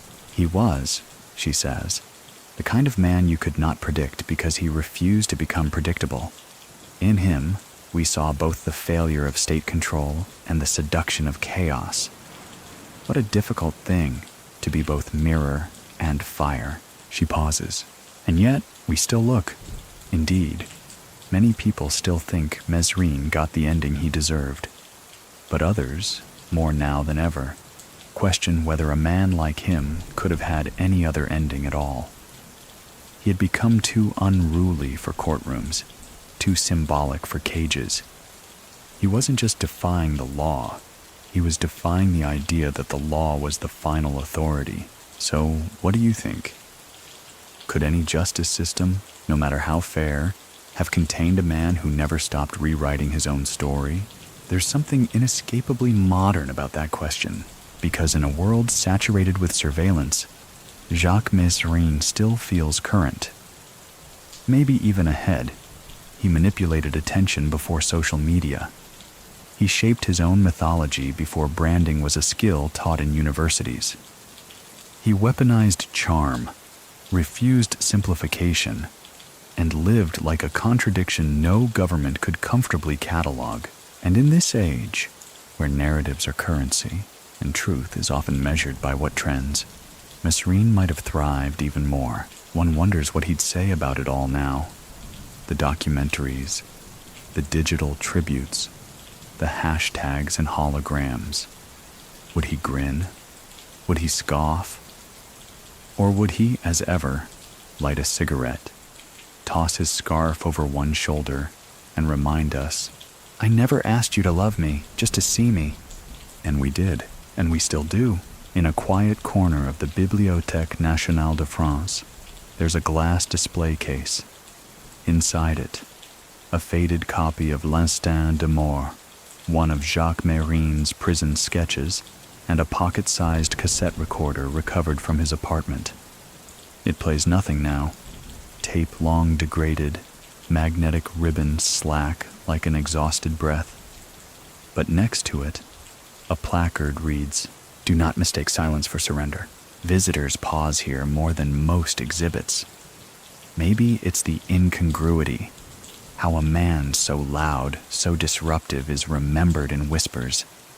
Maybe it's that lingering tension Mesrine always conjured, the feeling that even in death, he's still watching for the right time to speak again. Outside the museum, the world keeps moving. The Paris skyline shimmers, streets hum, and fewer people know the name Mesrine by heart. But every once in a while, it comes up. At cafes, in university debates, in late-night walks home with a friend who remembers the films, the photos, the thrill of rebellion lived vicariously. But now, the story softens. We no longer speak of him as just the outlaw, the bandit, the media puppet master. Now, the conversation turns to quieter things. The man who couldn't sleep through a night. The man who sketched faces he never showed. The man who asked Sylvia once, "Do you think I'd have been a better writer if I'd never held a gun?" And she, without pause, had said, "You'd have been lonelier." The final chapters of Jacques Mesrine's life are written not by bullets or banks, but by memory. Fragmented, tender in unexpected places, worn at the edges. He becomes less of a threat, more of a tale, cautionary, complicated, cracked open by time. In the Montmartre bookstore where his memoirs are still sold, a sticky note rests inside one copy. The handwriting is delicate, likely a teenager's. It says, "He wasn't right, but he wasn't wrong either."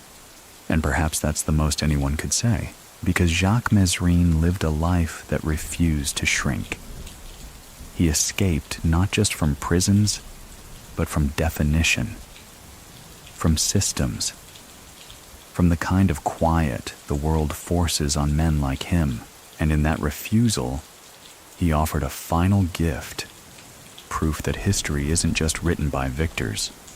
Sometimes it's written by the man running toward the border, grinning, coat flapping like a flag, knowing they'll catch him eventually, but not without a chase. So tonight, as the lights fade and your eyes begin to close, remember this.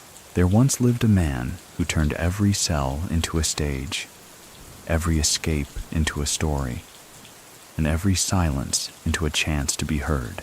Let the echo of his footsteps fade into the cobblestones.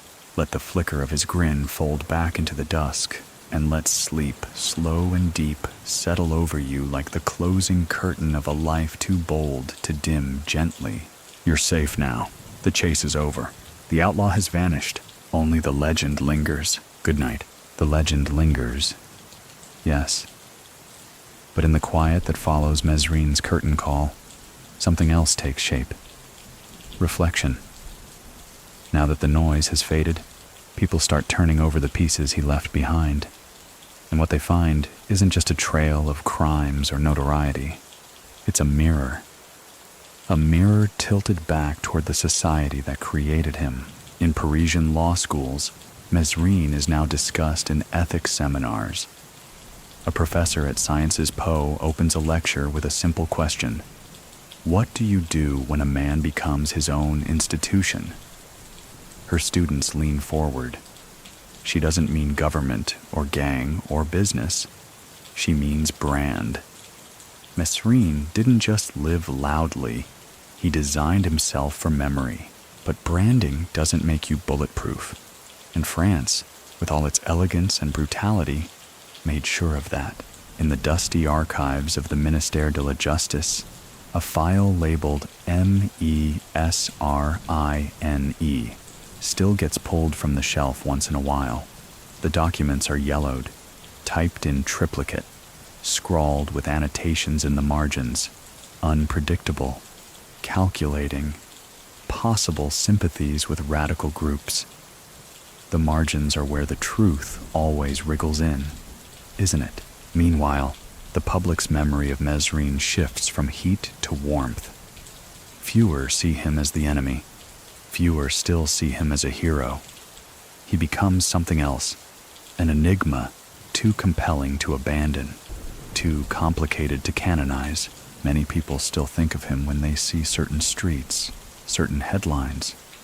Every time a public scandal leaks, every time someone in power is caught red-handed, a voice whispers, Mesrine warned us. Not directly, but in his choices, in his defiance, in the way he told us what to watch, and then vanished into the fog. And then there's the tourism. Yes, you heard that right. A few private walking tours now include a Mesrine route through Paris. It's not official yet, but the path includes spots like the apartment where he once hid under a fake name, the street corner where he bought a hat that would later appear in one of his famous disguises, and of course, Porte de Clignancourt, where the final scene played out in daylight and gasoline. Tourists walk it slowly, like pilgrims. Some take photos. Others just stand still for a while, imagining the screech of tires, the thunder of gunfire, the final breath of a man who always claimed he'd never give them the satisfaction of dying quietly. And true to form, he didn't.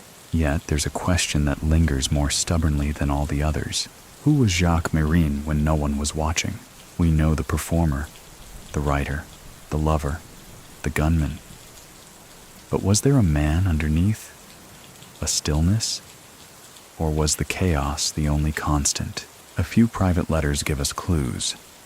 One, sent to an old friend just weeks before his death, reads, I miss the time before I became what they wanted to chase. Another, written but never mailed, simply says, sometimes I dream of carpentry, a small house, a woman humming in the next room. But I always wake up to sirens. There is a soft sadness in these fragments, not guilt.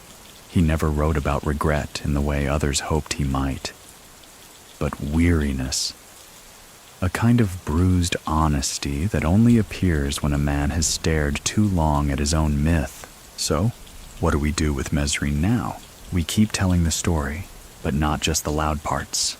We remember the man who quoted Camus between robberies, who charmed bank clerks and wrote poems beside loaded pistols, who believed, rightly or wrongly, that his war was never against people, but against the systems that caged them. Because in the end, Jacques Mesrine wasn't just a gangster. He was a riddle France never solved. As time rolls on, the sharper edges of Jacques Mesrine's story begin to smooth, but never disappear. His tale ages like certain kinds of wine, richer in flavor, a little more complex, and always holding back one last note just out of reach. In police academies, he becomes a case study for both failure and obsession. One training exercise at the École Nationale Supérieure de la Police is called the Mesrine Model. It focuses not on how to apprehend a fugitive, but on how systems become consumed by the one man they can't control. A young cadet raises her hand during the exercise and asks, "Did they chase him because he was dangerous, or because he embarrassed them?" The instructor pauses. "Both," he replies, "and neither." Out in the world, the references never stop entirely.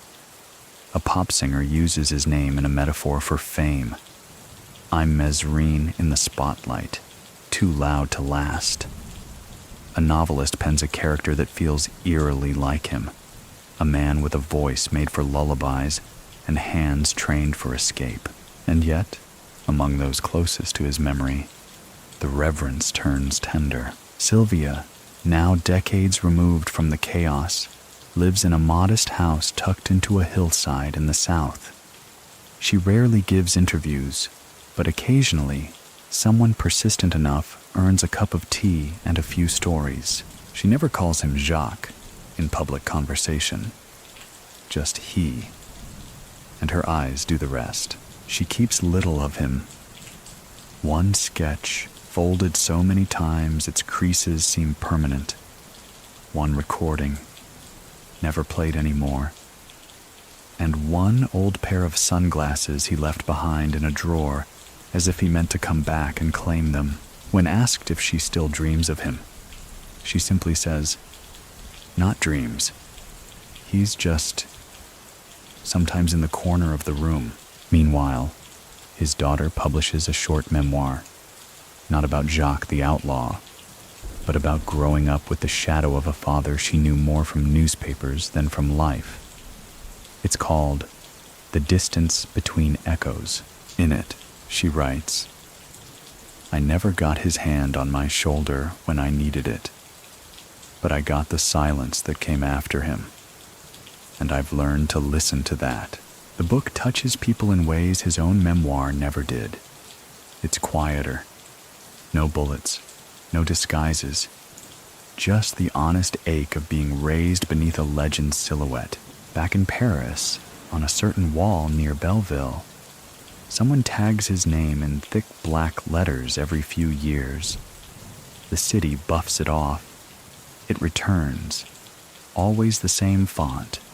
Always the same corner. No one's ever caught doing it.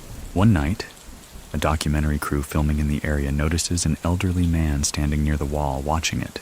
They ask him, "Did you know him?" He replies, "No, but I know what it feels like to want to be seen." And that, perhaps, is the pulse underneath everything. For all the crimes, the stunts, the pages written and burned, Mesrine was always demanding visibility, not just for himself, but for everything he felt had been ignored. Injustice, cruelty, cages built too tight to breathe inside. Many people still think that makes him dangerous, but more and more believe that makes him honest. So what do you believe? That a man can become a myth by accident? That a myth can sharpen into something bigger than fact? Or that sometimes, just sometimes, a man stands up not because he knows he'll win, but because he knows someone needs to watch him try. In the end, Mesrine's true crime wasn't robbery. It wasn't escape. It wasn't even defiance. It was refusing to vanish. He demanded to be remembered. And here we are, remembering still. As history continues its slow churn, Jacques Mesrine settles deeper into the sediment, less like a man and more like a seam of mythology running through France's foundation. His name, now so far removed from the man himself, floats free across conversations, not always as a warning or a reverence, but as a kind of shorthand. "Don't go full Mesrine," someone says when a friend gets too bold with authority. In a philosophy seminar at the University of Nantes, a professor compares Mesrine to Albert Camus's Sisyphus. But instead of pushing a rock uphill, he says, Mesrine rolled dynamite downhill and smiled while doing it. The students laugh, but not with mockery. They're laughing with recognition, because Mesrine wasn't just rebelling, he staged his rebellion. And France, still unsure whether to be ashamed or impressed, keeps coming back to that stage. In the literary world, a new biography makes the rounds, L'Homme en fuite, The Man in Flight. It's written by a younger author, someone born after Mesrine died, but who grew up hearing the name whispered like a bedtime story for grown-ups. The book is meticulous, drawing from police records, interviews, and fragments of correspondence never before published. But its tone is curious, neither condemning nor celebratory, just curious, as though the author is trying to understand a shape cast on a wall from a fire that's long gone out. The central thesis? That Mesrine's greatest crime was not against banks, nor judges, nor walls. It was against the narrative of power itself. He disrupted the tidy lines. He punctured the story. He reminded everyone that the rules are only rules because most people agree to pretend. A reviewer writes, "If power depends on being taken seriously, Mesrine's greatest weapon was laughter at the wrong time. And what a laugh it was. There's one story, always told with some variation, but the bones are the same. It goes like this. In 1978, just a year before his death, Mesrine was stopped by police at a roadside checkpoint outside Lyon. They didn't recognize him. They asked for ID. He handed over a false passport, smiled, made small talk. Just as they were about to wave him through, one officer paused, looked closer. The smile, the voice. "Hey," the officer said, "has anyone ever told you you look like that guy? That outlaw?" Mesrine leaned forward, smirked, and said, "I get that a lot," then drove away. It's unclear if the story is real, but even if it's fiction, it's a true one. Because that's what Jacques Mesrine became. Not a list of confirmed events, but a truth-shaped echo that still dances between fact and fable. Many people still think that's dangerous. That blurring those lines leads to chaos. And perhaps they're right, but others, quietly, maybe guiltily, love that the blur exists at all, because we don't always want clean answers. Sometimes we want the question to survive. In a primary school outside Lille, a boy does a report on French figures who challenged authority. He chooses Mesrine. His teacher, unsure how to feel, lets him present. The boy ends his report by saying, "He broke the law, but he also broke the silence." The classroom applauds, not loudly, but enough. And in some sleepy corner of Paris, a used bookstore sells its last copy of L'Instant de Mort. The customer, middle-aged, quiet, wearing an old army jacket, asks the clerk, "You think he meant it? All that talk of freedom?" The clerk doesn't answer, but he wraps the book gently, because the answer, like everything else about Mesrine, resists containment. He was loud, yes, flashy, wild, but he was also clever, lonely, grasping for something beyond just money or escape. And now, long after the chase ended, we're still here, trying to catch him. By now, Jacques Mesrine belongs to no one. Not the police who chased him, not the historians who dissect him, not even the readers who devour his memoir like gospel or cautionary tale. He belongs to the in-between, the liminal space between folklore and failure, where no narrative is fully safe. And that, perhaps, is what makes him eternal. In 2045, an art installation opens quietly in the 11th arrondissement of Paris. It's called Instincts of a Nation. The piece is immersive, a room filled with flickering projections of Mesrine's many faces, passport photos, police sketches, film stills, caricatures from newspapers. They overlap, blur, fade in and out. The audio is a sound collage, bits of interviews, gunshots, laughter, typewriter clicks, soft breathing. In the center of the room, one quote plays on loop. "I never wore a mask. I just let people see the version they preferred." Visitors exit the room stunned, some shaking their heads, others smiling faintly. A few leave comments on the digital wall. "Too much credit for a thief," someone writes. Beneath it, Another person types, "He robbed the banks, sure. But who was robbing us?" It's the same argument, decades later. Still unresolved, still alive. And so is the man, in a way. You can find his fingerprints on culture if you look closely. In a best-selling dystopian novel, a character named J.M. speaks in riddles and disappears between chapters, clearly modeled after Mesrine. A filmmaker from Quebec produces a surreal drama titled The Man Who Escaped Backwards. It's not about Mesrine, but the rhythm is unmistakable. Fast, defiant, full of misdirection and cigarette smoke. In a philosophy podcast, a guest says, "He was a paradox, an ego that tried to smash all mirrors, and in doing so, became the clearest one of all. Even policy debates summon his ghost. When lawmakers argue over surveillance limits and carceral justice, someone inevitably invokes his name. Remember what obsession with one man did to public trust?" a young representative asks during a heated session. The room quiets, because no one has quite forgotten. And yet, for all the seriousness, there's a quieter layer that persists beneath the political and cultural noise. The intimacy of Mesrine, what his daughter remembers, what Sylvia won't say, what friends from his early days hint at, but never confirm. One former associate, now elderly, speaking under pseudonym, offers this in an interview. Jacques never wanted peace. He wanted to feel seen, all of him, the dangerous parts, the sad parts, the showman and the child. Most people only show you one layer. He threw the whole stack down on the table and said, "Deal with it." And that's what we've been doing ever since, dealing with it. His sketches hang in obscure galleries. His face is stenciled on alley walls. His quotes float across student protest placards like distant echoes. He's there in how we talk about rebellion, how we interpret state power, how we wrestle with the morality of defiance. Many people still think his story is best left as a warning, that we shouldn't mythologize outlaws, that charisma shouldn't excuse harm.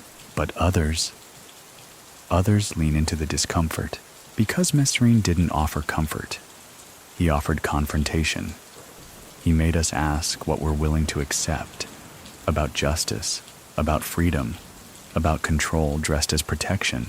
So what do you see when you think of Jacques Mesrine? A murderer? A manipulator? A poet in borrowed skin? A man sprinting through the narrow gap between control and collapse? No answer is wrong, but none are quite complete either. Because Jacques Mesrine didn't just evade capture, he escaped resolution. In every generation, there's a figure who refuses to be shelved. For France, that figure is still, quietly, stubbornly, Jacques Mesrine. The calendar may turn, but his story doesn't end. It bends, warps, becomes something that sneaks into unlikely places, whispered in old cafes, scribbled in song lyrics, mumbled on park benches by men with long memories and longer silences. By 2050, a curious thing has happened. In a digital landscape where attention spans vanish faster than cigarette smoke, Mesrine remains oddly sticky. There's even a new slang term floating around online, pulling a Mesrine. It's used ironically. He ghosted his job interview. That's a full Mesrine. She vanished from the group chat. Mesrine move. It's strange, casual, almost disrespectful, but it speaks to something enduring. Mesrine represents the fantasy of disappearing on your own terms, of being too wild to be caught, too clever to be erased, and in a world where everything is tracked, tagged, and logged, that fantasy is more seductive than ever. Meanwhile, the deeper analyses never stop. A sociologist publishes the Mesrine equation, a thick, meandering tome that explores how charisma interacts with state narratives, how myth can destabilize authority more effectively than violence ever could. The book opens with a single line: Jacques Mesrine was not the problem, he was the consequence. That sentence triggers weeks of debate on talk shows, in university forums, even across social media, where the younger generation stumbles into the Mesrine legend for the first time. And every time someone thinks they've pinned him down, thief, killer, philosopher, narcissist, a new piece surfaces, a letter, an anecdote, a sketch that contradicts the last. Because Jacques never played the same role twice, his old sketches, many thought lost, are rediscovered in a private collection. They're exhibited in a modest gallery in Avignon under the title Faces I Tried On. The drawings are sparse, charcoal-heavy, unsmiling. Not portraits of others, self-portraits. 23 of them, each one slightly different. Hairline shifted, eyes sharper, then softer. A man reinventing himself with every stroke. One art critic writes, "This is not vanity. It's the visual diary of someone hunted, not just by police, but by identity itself." Meanwhile, in a small village near where he once hid, a retired police inspector is interviewed for a podcast. When asked if he ever met Mesrine, he laughs quietly. "Twice," he says. "Once when he was casing a jewelry store we didn't know was a target yet. The second, he handed me a newspaper with his face on it and said, 'You're not looking for the right man.' And was he? No, the inspector says. Not then, not now, still trying." Mesrine remains one of the few historical figures who truly escaped the categories we try to place men into. He wasn't just criminal or revolutionary or tragic. He was all of them, sometimes at once. He was contradiction made flesh. And contradiction, we now know, lives longer than certainty. Many people still think the story has been told enough, that we should move on, let the man rest, stop polishing his legacy like some relic of old France. But others can't help themselves. Because the deeper truth is this: Mesrine didn't just rob banks. He robbed time. He robbed finality. He made his life unfinishable. And even now, we're caught in the act, still trying to write the last sentence for a man who never gave us permission to do so. So we keep circling, keep digging, keep whispering the name like a question, with no period. Jacques Mesrine, a man with too many faces, too many pages, too many exits. And perhaps, just perhaps, that's exactly how he planned it. The longer Jacques Mesrine stays dead, the more alive he seems to become.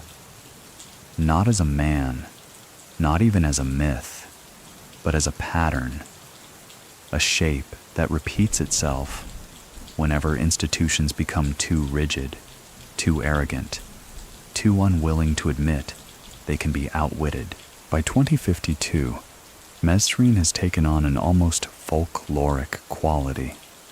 He's no longer confined to documentaries or biographies. He's referenced, remixed, resurrected in ways he never could have imagined, maybe never would have approved of, but certainly would have understood. A Paris fashion house launches a new line of winter coats named after him, Le Fugitif. It's all collars and clean lines, charcoal black with blood red accents. The ad campaign features models stepping through smoke, their faces half shadowed, the tagline reading, "Disappear beautifully." And somewhere, an old journalist, one of the few still alive who actually interviewed Mesrine, shakes her head. "We've turned him into cologne," she says. "He's become a scent." But even that, in a way, fits. Because Jacques always understood presence wasn't about standing still. It was about lingering. In the south of France, near a vineyard once raided during one of his getaways, a local writer hosts workshops on narrative identity. The theme? Truth versus performance. Naturally, Mesrine comes up. One attendee, A young woman writing a memoir about growing up undocumented asks, "Do you think he believed in anything?" The writer pauses. "I think he believed in being seen. That's not the same as justice. It's not the same as truth. But it's not nothing. In this age of endless exposure, of devices that listen, feeds that scroll, eyes that never stop watching, Mesrine feels, ironically, more modern than ever. Not because he escaped, but because he controlled how he appeared. And that, in the 21st century, is perhaps the highest power of all. A documentary filmmaker explores this in a new series, The Last Image. In the third episode, focused entirely on Mesrine, she overlays his voice from interviews with slowed-down footage of Paris in the rain. His words float across centuries like they were recorded yesterday. Freedom isn't escape. It's knowing which walls are real. The series wins awards, but not everyone is pleased. A group of victims' families release a joint statement reminding the public that Mesrine's crimes were not abstract art, that lives were traumatized, homes invaded, fear sown. "We're not asking you to erase him," they write. "We're asking you not to make him beautiful," and they're right. Because myth has a tendency to polish the edges that once cut, to dim the sound of crying behind the theater of a heist, to elevate charm and lower consequence. Many people still think we owe it to the truth to resist that, and yet there's a counterpoint, always hovering. A street artist paints Mesrine's silhouette in the Paris underground, this time not in defiance, but in question. The figure holds a mirror instead of a gun. Beneath it reads, "Ce n'est pas lui qu'on suit, c'est ce qu'il révèle." It's not him we follow, it's what he reveals, because in the end, Jacques Mesrine revealed something about power, about performance, about the delicate threads holding up the curtain of normalcy. He revealed that one man with enough conviction, or just enough chaos, could pull that curtain back and expose the machinery behind the myth. And now, so many years later, we're still staring into that space he opened, still trying to make sense of what we saw. So what do you believe? That a criminal can be a mirror? That a man can vanish, yet remain louder than those who hunted him? That sometimes the most enduring legacy isn't what a person does, but how long they make us ask why. Jacques Mesrine never claimed sainthood. He never begged for redemption. He only ever asked that we stop pretending the rules were unbreakable, and he proved, again and again, they were not. There's a strange kind of silence that follows the retelling of Jacques Mesrine's life. Not the hush of closure, not peace, but that pause, the one that comes when a story refuses to resolve, when its edges keep shifting just enough to make the audience lean in rather than lean back. It's in that silence that Mesrine seems to reside now, not in loud films or graffiti or shouted slogans, but in the contemplative spaces, the ones where questions linger longer than headlines ever did. In 2055, a university in Geneva holds a symposium titled Memory and Myth in Modern Europe. Among the panels on revolutions and resistance, there's one called Mesrine, Narrative as Weapon. The speaker, a soft-spoken academic in his 50s, opens with a photograph of Jacques taken shortly after one of his early robberies. He's smiling. The professor turns to the audience and says, "This is not a man documenting a crime. This is a man stealing your attention." He goes on to explain how Mesrine was less interested in wealth than in audience, that each robbery was an act, each escape a plot twist, and each statement to the press a way to control the final draft before the state could write it. He calls him a meta-criminal, someone who committed crimes not just against the law, but against narrative obedience. The phrase sticks. Outside the symposium, students gather on the lawn debating whether Mesrine was a narcissist or a prophet. One shrugs and says, "Maybe both." Another adds, "He was probably more honest than most of the people who chased him." That night, someone scribbles on a nearby wall, "Freedom is the crime they hate most." They sign it, JM. Back in Paris, a local theater group revives a minimalist play based loosely on Mesrine's memoir. The title is Room with No Corners. The set is spare, just a chair, a tape recorder, and a man in sunglasses who never stands up. The performance is hypnotic. The audience leaves unsure whether they've watched a confession, a manipulation, or both. After the final performance, the lead actor says in an interview, "I didn't play Jacques. I played the parts he showed the world. That's all anyone ever saw, really." Meanwhile, Jacques' own writings continue to trickle out in strange, fractured forms. A handwritten note surfaces at auction, unsigned, but verified. It reads, "There are no real fugitives, only those who refuse to become scenery." It sells for $27,000. A novelist in Montreal publishes a work of fiction that begins with a man robbing a bank and ends with him writing a book about a man who robs banks. Critics call it very Mesrine. That's a thing now. A style, a lens, a genre. Very Mesrine. And through it all, the question persists. Why does he still matter? Why, after all the violence, the lies, the evasions and provocations, why does he still feel relevant? Many people still think it's because Mesrine showed us the cracks in the system. Others say it's because he gave voice to a kind of chaos that felt like truth wrapped in adrenaline. But maybe, just maybe, it's something quieter. Maybe it's because he made visibility his rebellion. He lived in defiance of being ignored. He turned the camera back on the people holding it. He turned trial into theater, escape into performance, death into repetition. And in a world so saturated with noise, so scripted and filtered, that kind of raw, unedited motion feels more dangerous than ever. So here we are, still listening, still circling the man who refused to be contained. Not by bars, not by memory, not by death. You don't need to love him. You don't need to excuse him. But just try to forget him. You can't. And that, in the end, might have been the point all along. There's a theory, quietly shared among writers and criminologists alike, that Jacques Mesrine never truly belonged to his time.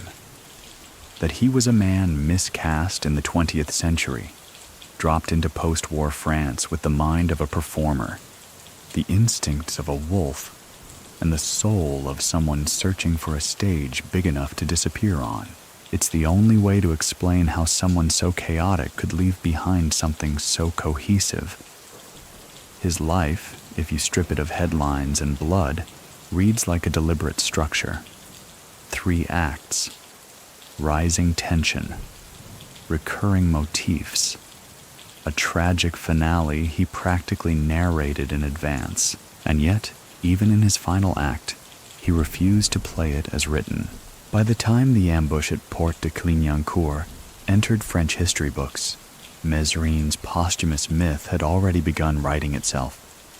But what continues to surprise historians isn't the endurance of his legend.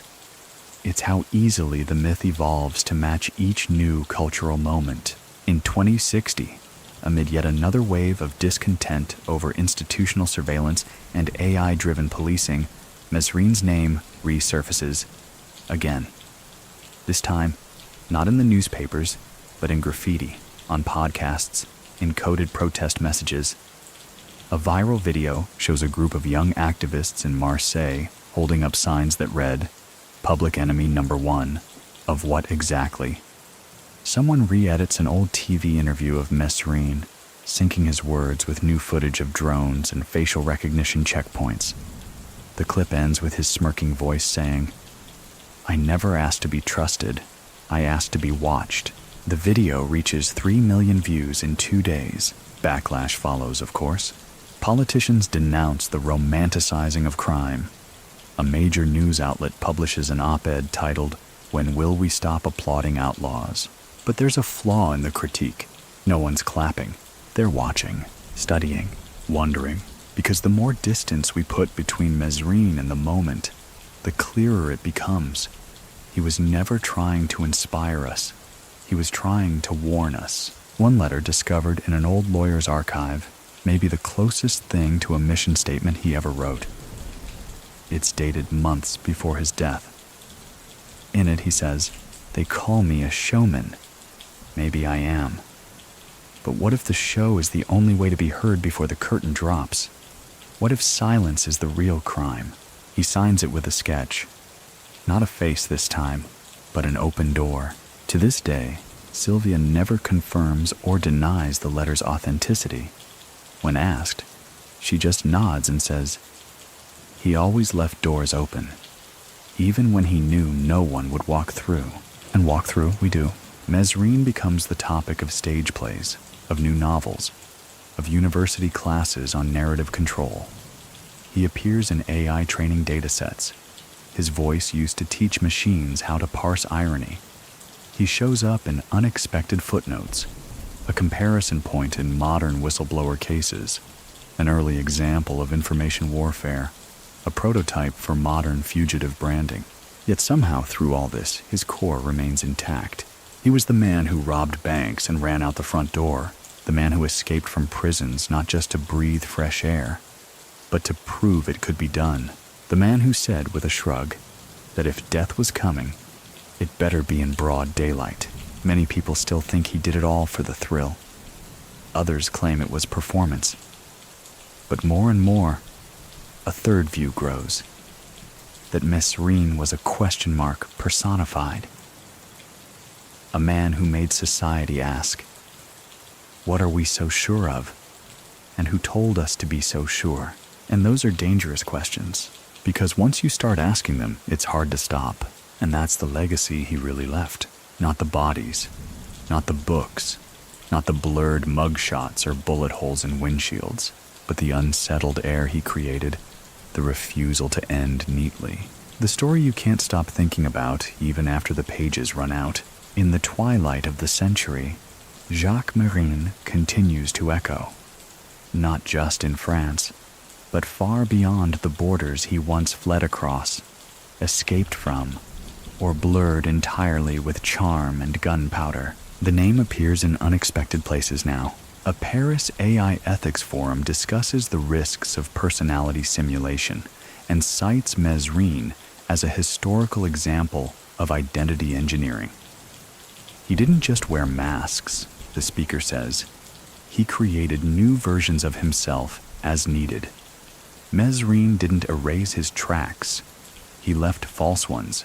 In a Brooklyn bookstore, a philosophy student buys a reprint of L'Instant de Mort bundled with Orwell's homage to Catalonia. The cashier doesn't blink. Classic pair, she says. A streaming docuseries launches, titled The Ones Who Vanished Loudly.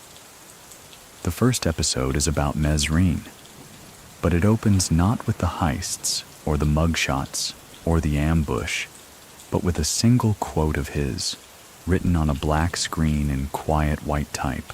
To disappear is easy. To disappear in style, that's the revolution, and that's what he did. He didn't just rebel. He didn't just vanish. He did it with such intention that his life now reads more like poetry than criminal record. That doesn't make him innocent, but it does make him unforgettable. There's a museum installation now, rotating between cities, titled Icons of Disorder. Mesrine's face is one of the first you see when you enter, but the display is interactive. Visitors can rearrange parts of the exhibit. They can dim lights, reorder events, silence voices, or amplify them. The message is clear. This story isn't fixed. Because even now, we're still rewriting Jacques Mesrine, still wondering if we ever truly understood him.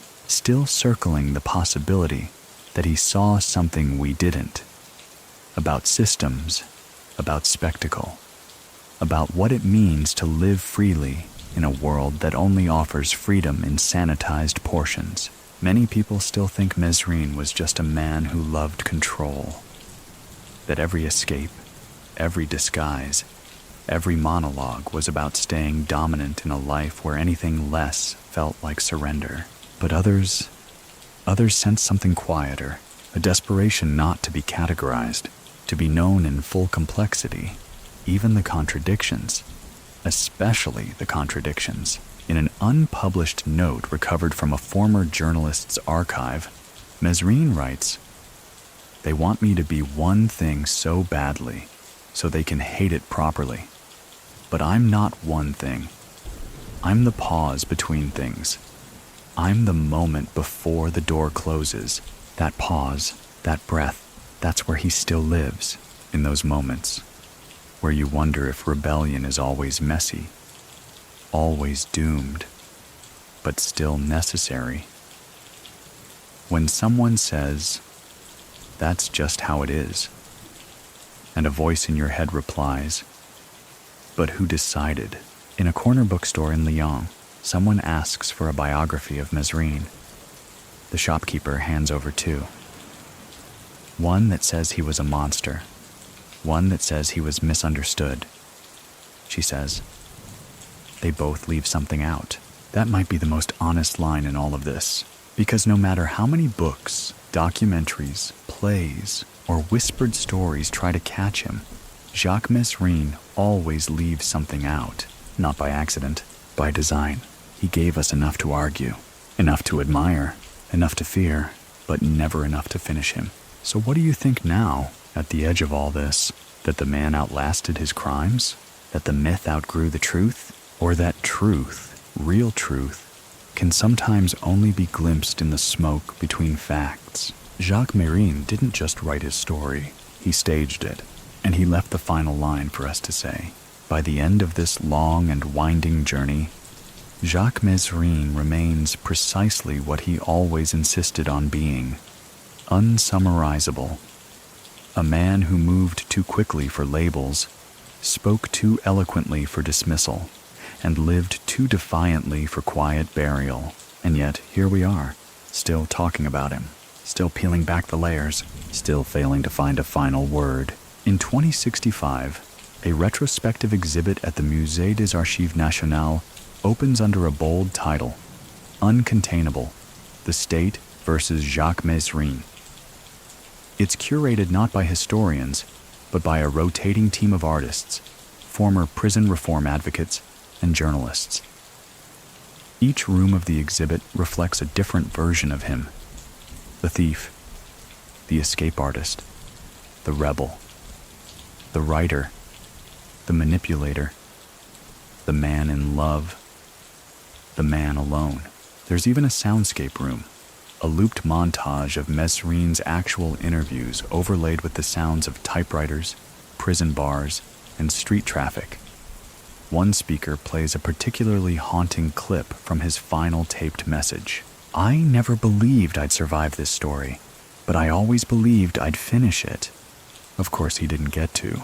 He was silenced in a barrage of gunfire, mid-plot, mid-sentence. The state closed the book, or thought it did.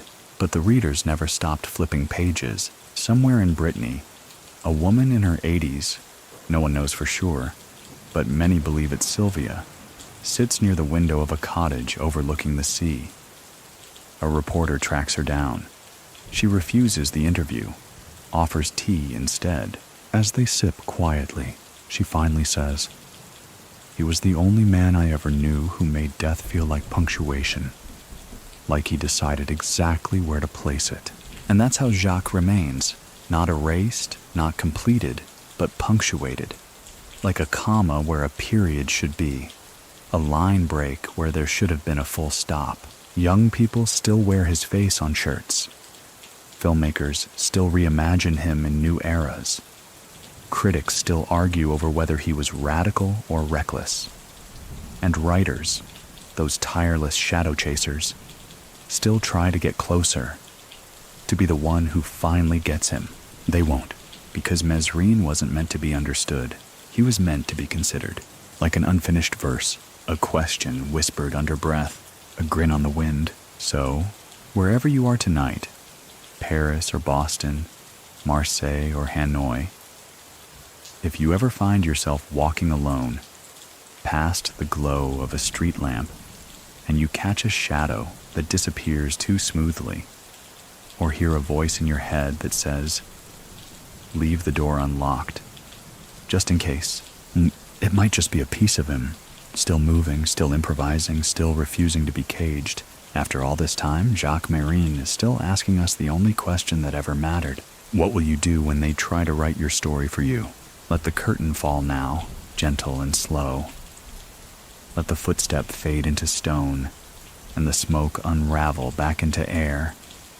You've heard the tale, long, loud, defiant. But here, in this final moment, let it soften. Let it drift. The roads Mesrine ran down are quieter now. The banks long rebuilt, the prisons reinforced, the headlines yellowed and tucked away. Yet, in the stillness, you can almost hear him, laughing maybe, or just breathing somewhere beyond the frame. Let the tension ease from your chest. The chase is over. He's gone. Just a story now, tucked between breath and memory. Take a moment. Inhale. Exhale. The city beyond your window hums with a rhythm he no longer interrupts. The trains glide. The clocks tick. But inside this silence, a whisper lingers. Not dangerous, not loud. Just curious. Like him, you don't need to decide if he was right or wrong. Tonight, you've only been asked to witness. And you have. So close your eyes now. Let the flickering film reel go still. Let the last door shut quietly behind you. You are safe. You are far from the chase. And the only thing left to carry is the quiet that follows a life lived too fast to catch. Good night, dreamer. Sleep deep. The outlaw is gone. Only the legend lingers.